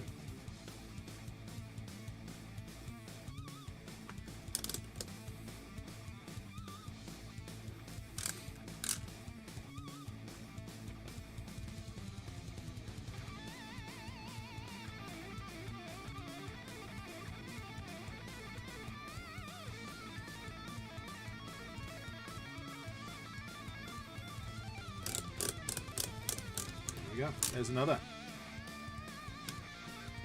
Andre, my laptop has just run out of power. Watching on my phone isn't great, so say goodbye. Well, see you around. Hope you have a good time, Andre, and see you next time. There will be no stream next week, but there will be a video, and there'll be a stream the week after. So I'll see you whenever. Alfarius, so from the Ghost Platoon you get 25 alongside the hero and Shinobis. What would be a good spread between the Ghosts, Shadows, and Ghost Platoon Commander? I don't know. And I think the answer to that question is more based on your playstyle than about which unit is better. And I don't necessarily know how the units strictly play, because we don't have the rules for the close combat version. That Shadow Warriors. So the Ghosts with the Shibori rifle are an amazingly good harassing unit. Jump them behind cover, advance forwards so that you can see the enemy, fire, and then use the Ghost stance to go back behind cover. I've been using them. I've been using my squad of 5 that way, 6 recently, and that works really well. So having a couple of squads doing that. But I don't think having your whole army doing that is very useful, because like harassing fire is support for a main push. It is not a main push in itself. I've seen some people using submachine guns with the Yuma Uri anti-tank launcher, and that can be... Oh, this guy's halfway done. This guy must have been the one that we left off last stream, because he's halfway finished. I need to do the arms, it looks like. And yeah, nipping around them. Submachine guns just to save on points. Give them the anti-tank launchers and then throw them at enemy vehicles, because they can get into the rear armor relatively easily. Not guaranteed, but relatively easily.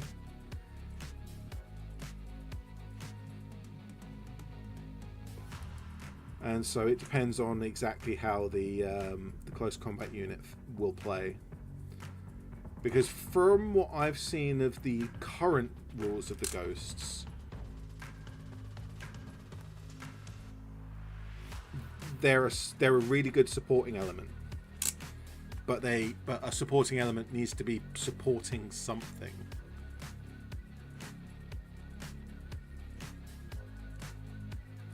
And so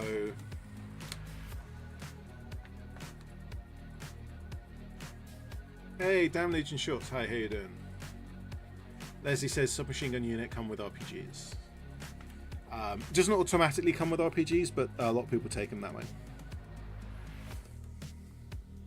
I mean, you can have the Yuma Uri launcher with the Shibori rifle.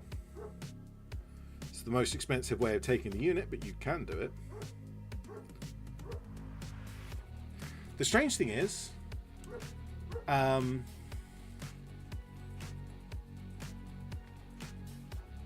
the Shibori rifle in a big squad is a fairly good anti-tank weapon, because you're getting Pen 2, plus with the Ghost you can get into the rear armor, so you get Pen 4.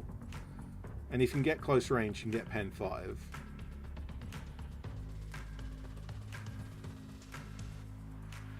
And you get 5 to 10 shots, depending on how many models you have in the squad.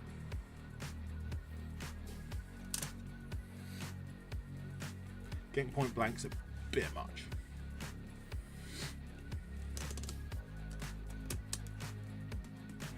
Alferi says, definitely think the melee ones look better. I mean, yeah, they look cool.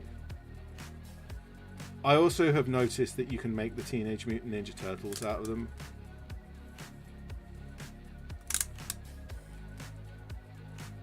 I think you need to make nunchucks, because you have sai, katana, and bow in the set on the sprue, but you don't have nunchucks.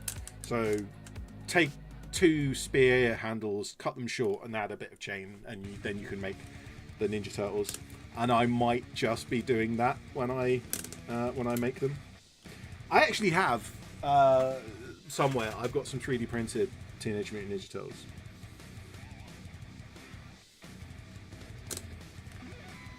I need to paint those up at some point. There you go. That's that one finished. The one that I didn't do last time.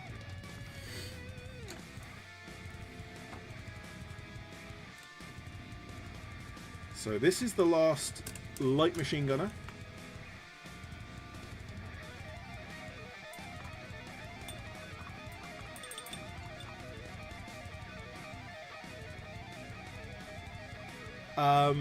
Alfarius, the unit you will want is the assault frames.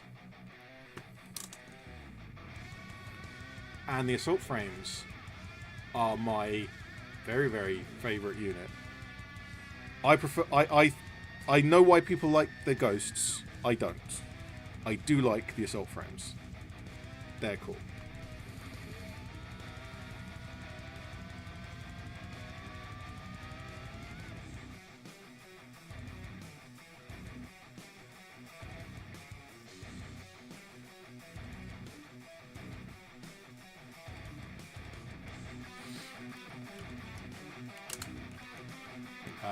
Ferry says you'd absolutely run a squad or 2 of regular infantry with all swords.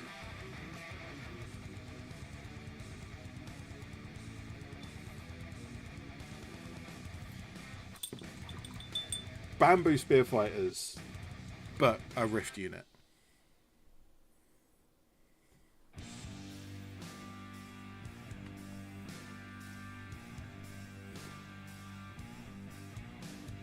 Shiboru bamboo spear fighters. I'm just saying what we're all thinking. I'm just saying what literally no one is thinking except for me, because no one has that kind of idea.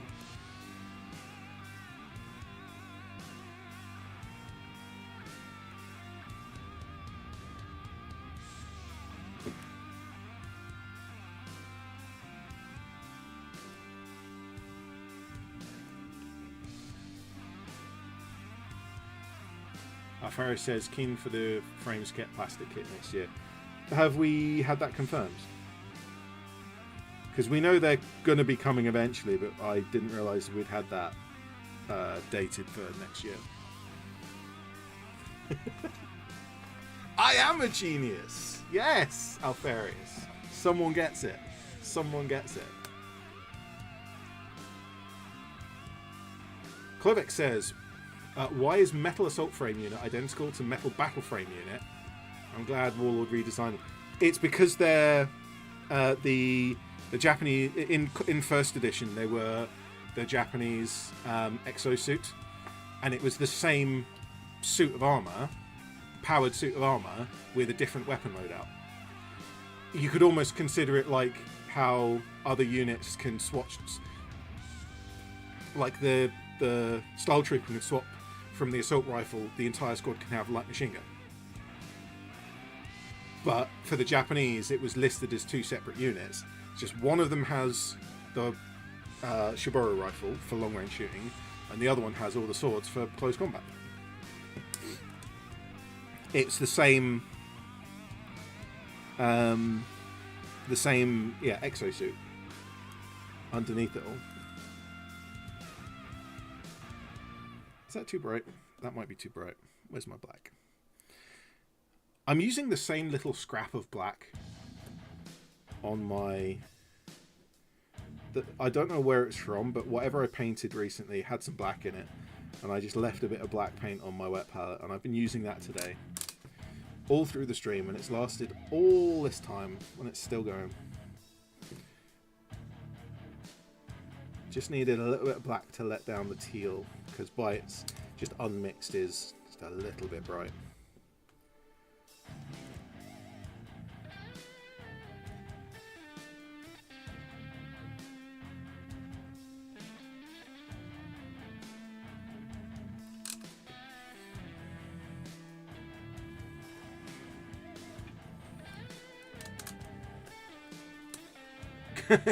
Kovac is 33 minutes behind. Congratulations.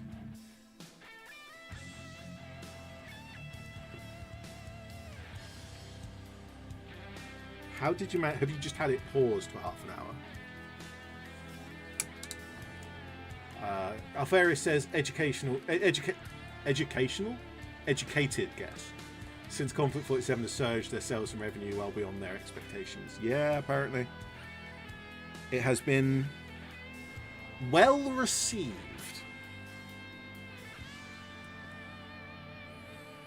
Says the guy painting 400 Stahltruppen on live stream.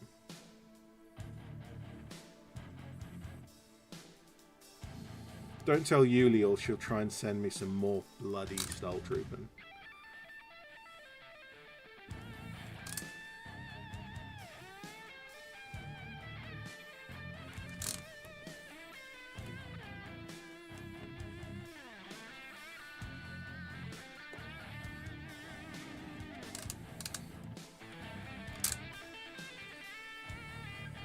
So, for the second edition Japanese exosuits, do you think they'll do the same thing as first edition and have a single style that you can have two different loadouts of to make battle frame and assault frame? Or do you think we'll get two completely different sets of armor?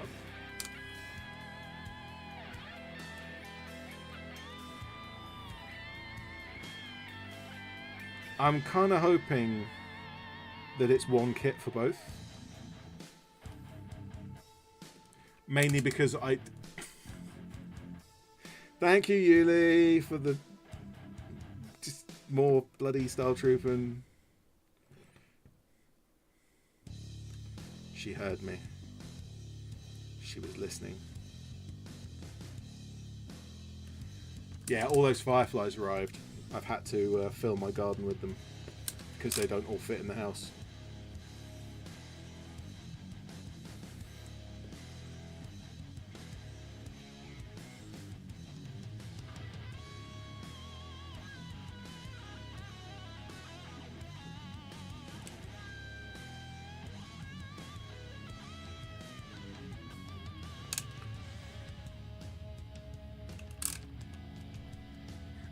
Before marching their way to you. Yeah.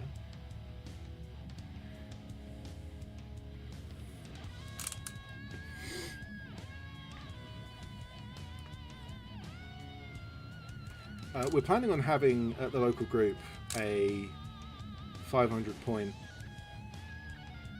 We're doing 500 point one box for bolt action. So basically an infantry box, you make a platoon, just play with that. But we're trying to work out exactly what we do with Conflict because we want to do the same kind of thing. Beginner's Day. We're thinking of just doing 800 points. And just letting people bring sort of whatever.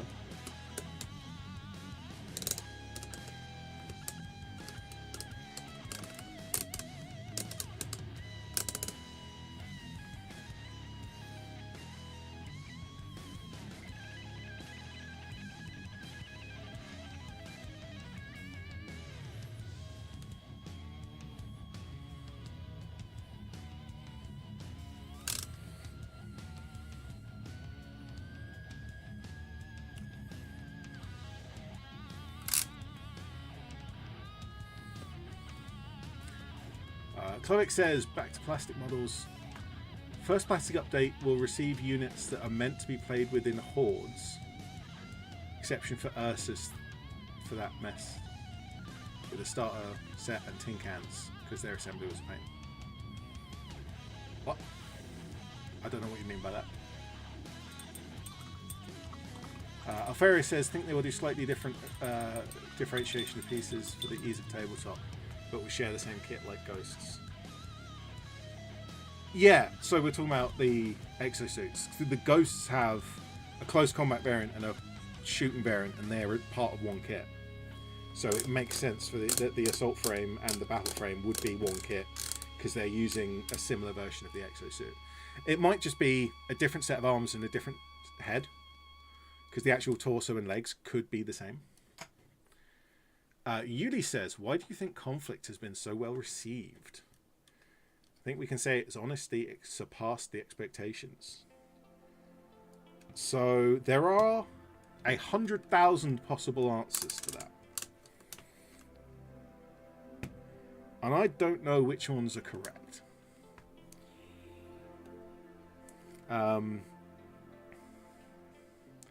So bolt action has its popularity, right? Bolt action has been popular and has been growing in popularity for the last... Well, I've been playing it for 4 years. And it's more popular, like, just bolt action was more popular at the release of Konflikt than it was when I started playing it. Bolt action is a solid game. It's a good, fun game. It's relatively easy to get into in comparison to a lot of war games. And Konflikt 47 is its cooler big brother. So a lot of people don't like historicals. Partly that's a bit of a historical's boring, blah blah blah. Go back to history class in school. I want the cool sci-fi thing, or the dragon, or the wizard, or the power armored suit, or whatever, which is fine. And other people think, oh, this is like, don't feel comfortable playing with certain like real military history, and that's also fair. I disagree with it, but it's something I can sympathize with. Whereas as soon as we go over to Konflikt 47, all of that goes away. So we've got a game that is good. It has pedigree because it has some very good game designers behind it, and it's also the same as Bolt Action, which is a popular game.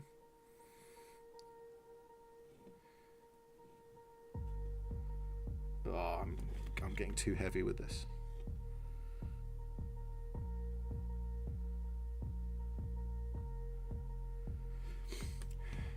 I think there's also a bit of good timing.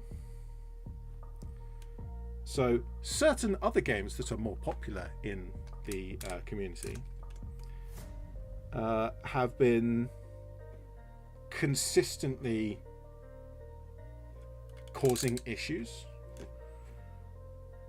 especially issues regarding just being abusive towards their players. Like, think of it this way: if you're a company and you're making a game or any product, if you start mucking around your customers, they're not going to stay your customers for very long. And so a lot of wargamers are looking to jump ship, but they need somewhere to jump ship to. But that has happened many times before. It's happened with Battletech. It's happened with... what's it called? I played it. It's happened with other games as well. A lot of the time, it's a bit of a flash in the pan, because these games are very good, but they have not necessarily a lot of depth. Some of them do have depth, some of them don't.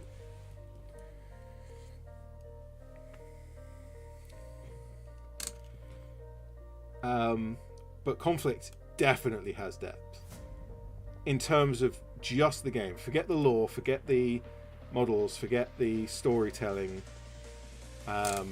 Forget even the creative side, the modelling, the kit bashing, and just the quality of the model kits. Just think of the actual core game. There is enough variety in there that people... War Machine, thank you, Leslie. Yeah, that's one of the ones I was thinking of. And Infinity as well. Or Infinity is more of a skirmish. I think War Games is a skirmish game as well. You can come along and start playing Konflikt 47, and you can set up an army, maybe some proxies, get a game in, and you realise, oh, there's more to this than just like the game. The core game is quite simple in terms of like you have an order die, there's 6 orders. Each order does 1 or 2 things. That's it. It's very simple game to get started with. But once you actually play a game and you realize how everything interacts with each other, you start to realize it has more depth than you might just reading through the rulebook. You're not going to realize just how much depth there is compared to actually playing the game. And that's what I felt when I started playing Bolt Action. Because I watched a YouTube video of someone playing the game. I heard that there were some people playing it at the local group. I picked up some Soviets on eBay. It's just some loose sprues, various things, glued them together, had a lot of fun building them. And you know what? One thing that brought me to Bolt Action, those Soviet sprues had separate hands and weapons.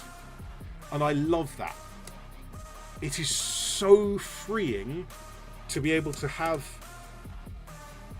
a weapon without a bloody hand like molded onto it.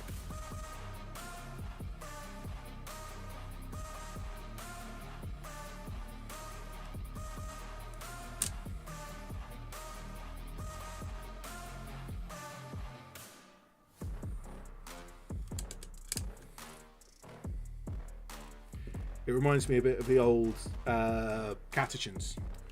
They had, like, all of the arms had the stock and grip molded into them, but not the lasgun. So you'd get a complete lasgun. You'd cut the grip and the stock off and glue it in. But you could take the complete lasgun off of the sprue and put them on bases or on terrain pieces. It was great. And that's the same for the Soviets. The what is now the out-of-date old Soviet sprue had that option.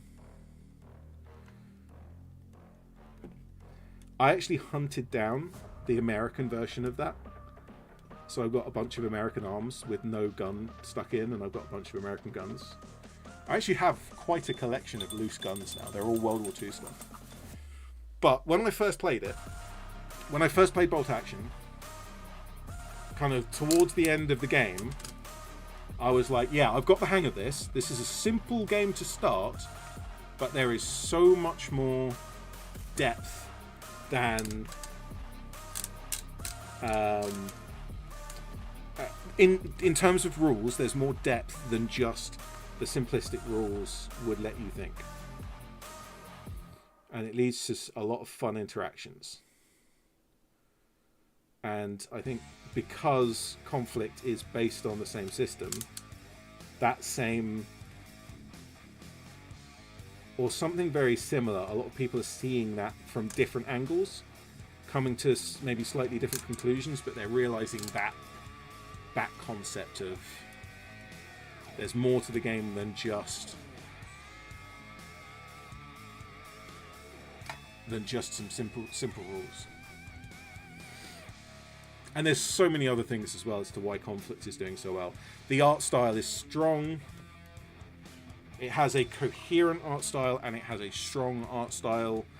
It's all kind of World War II based, and so it's recognizable if not real. Nothing is historical, but it all has the same feel of being kind of related to the World War II stuff. Like, you can put a Stahltruppen next to a 222 and you go, yeah, Of course, they're supposed to go together. Like, I don't see anything wrong here.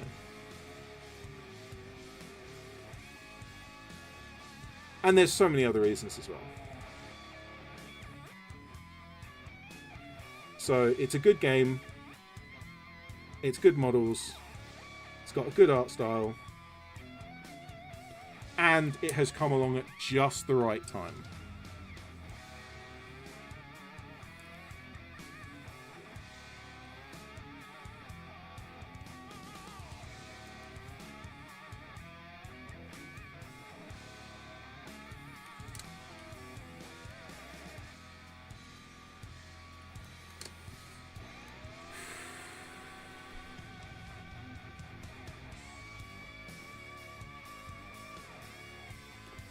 Alfarius says the value of Conflict 47 and Bolt Action as well.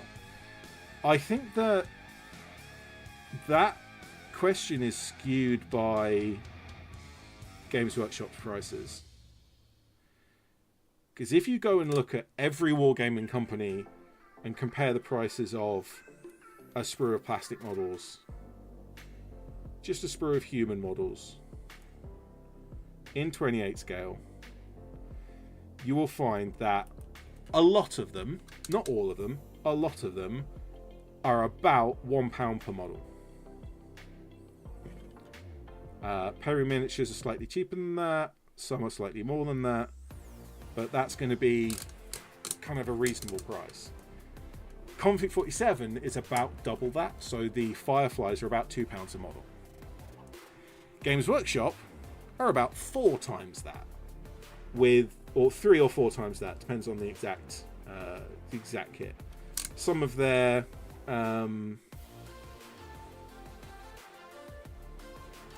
Necromunda stuff and the Imperial Guard stuff comes out between £3 and £4 a model. So if you consider Bolt Action is twice as expensive as any other war game, and then Konflikt 47 is twice as expensive as any other war game, and 40k is 4 times as expensive as any other war game. So Konflikt 47 is not a cheap war game.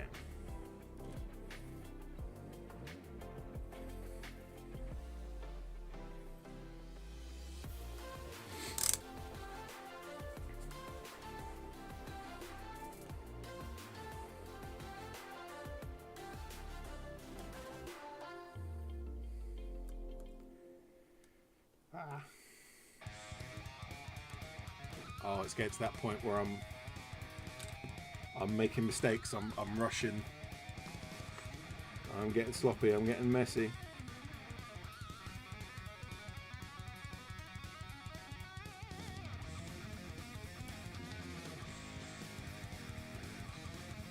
That's better.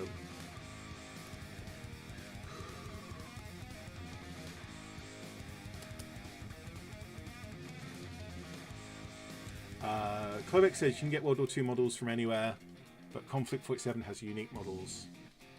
So they're trademarked IP charge up. Yes, so that's another point for Bolt Action, actually. Because Bolt Action is a historical game, and this goes for any historical game.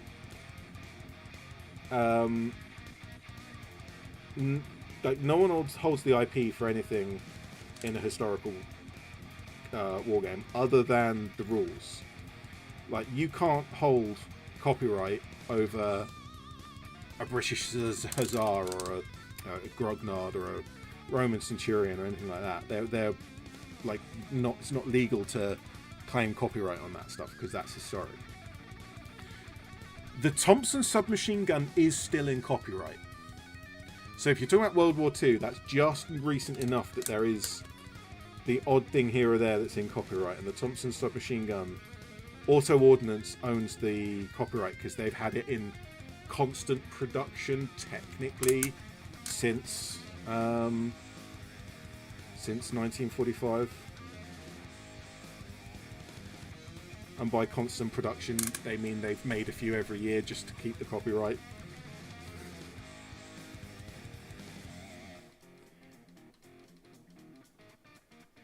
But yeah, none of the vehicles, none of the units are under copyright. You can get them from any company. You can 3D print stuff.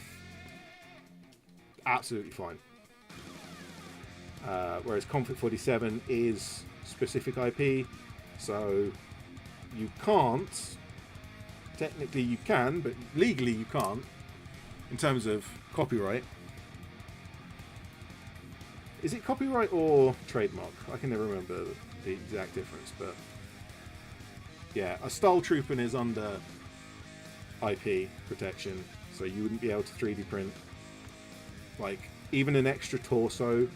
Like if you have an exact copy of a Stahltruppen torso, technically that's not okay.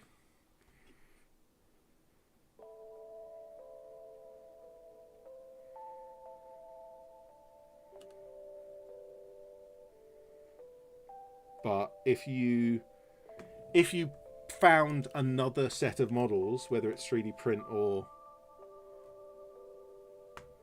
a model kit of some heavily armored dudes,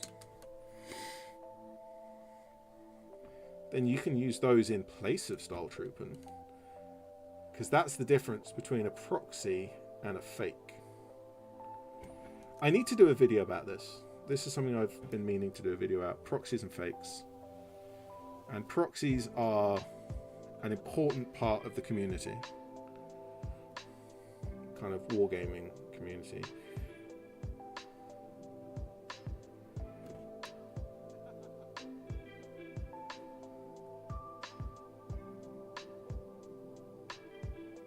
Even in games like 40k.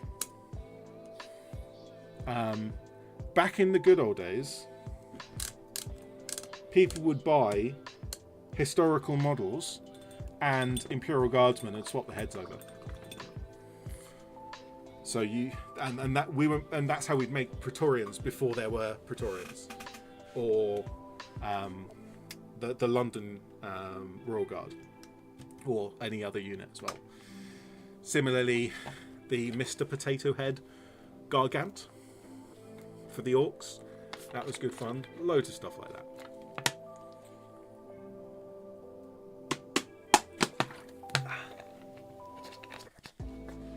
Leslie says nice people too, which helps both at Warlord Games and in the community. Very good point. So I've just noticed that it's gone 9 o'clock. We are running over a bit, which is fine. I don't have to end strictly at any given time, but I will end now. We can zoom in on our completed models. I'm loving that look. That bright edge highlight with the dark armor underneath. These are coming along really nicely. So, I am at Warlord Games Open Day next week, and because of that, I'm going to give myself a bit of extra time just to recover, and so I will not be streaming next Monday. I almost certainly will be streaming the Monday after, however.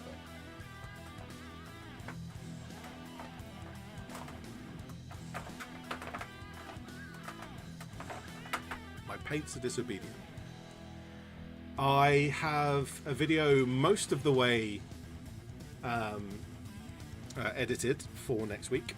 So even though I'm skipping the stream, I will not be skipping the video. Depending on how things go, I should have a video the week after as well, but I don't know what it will be. So yes, if anyone has any questions, any comments or anything else before I end the stream, post that now. So when we do get to the next stream, we've only got a couple of models left, but one of them is the Vogelspinne.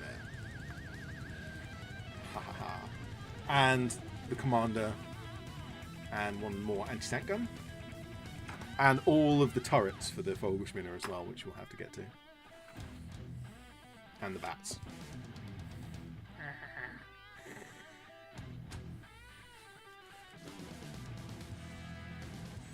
Leslie says, might see you there. Are you coming as well? Cool.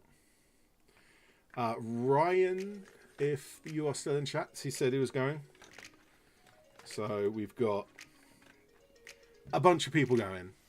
if you're there, if you're not there, doesn't matter. Say hi if you are. We can hang out. I don't see any questions in chat, so I will end the stream.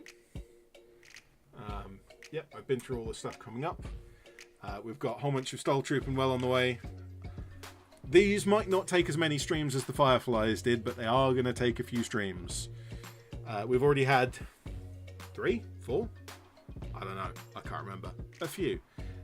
We have a few more to go. We need to do the skin on a couple of them. We need to do the gas masks and the metallics. And then I need to decide if I want to do the... Because on this one I did like a dragon's claw on the armor. So I have to decide, do I want to do that 20-something times on all of them? Because the answer is both yes and no, and which of those is going to win is the important part.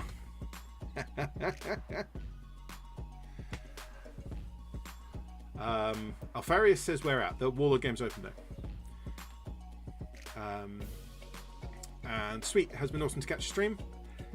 Been ages since I caught that one. Yeah, I stream at the same time every week, Monday evening. I have been considering changing the time, but I haven't actually made a decision on that.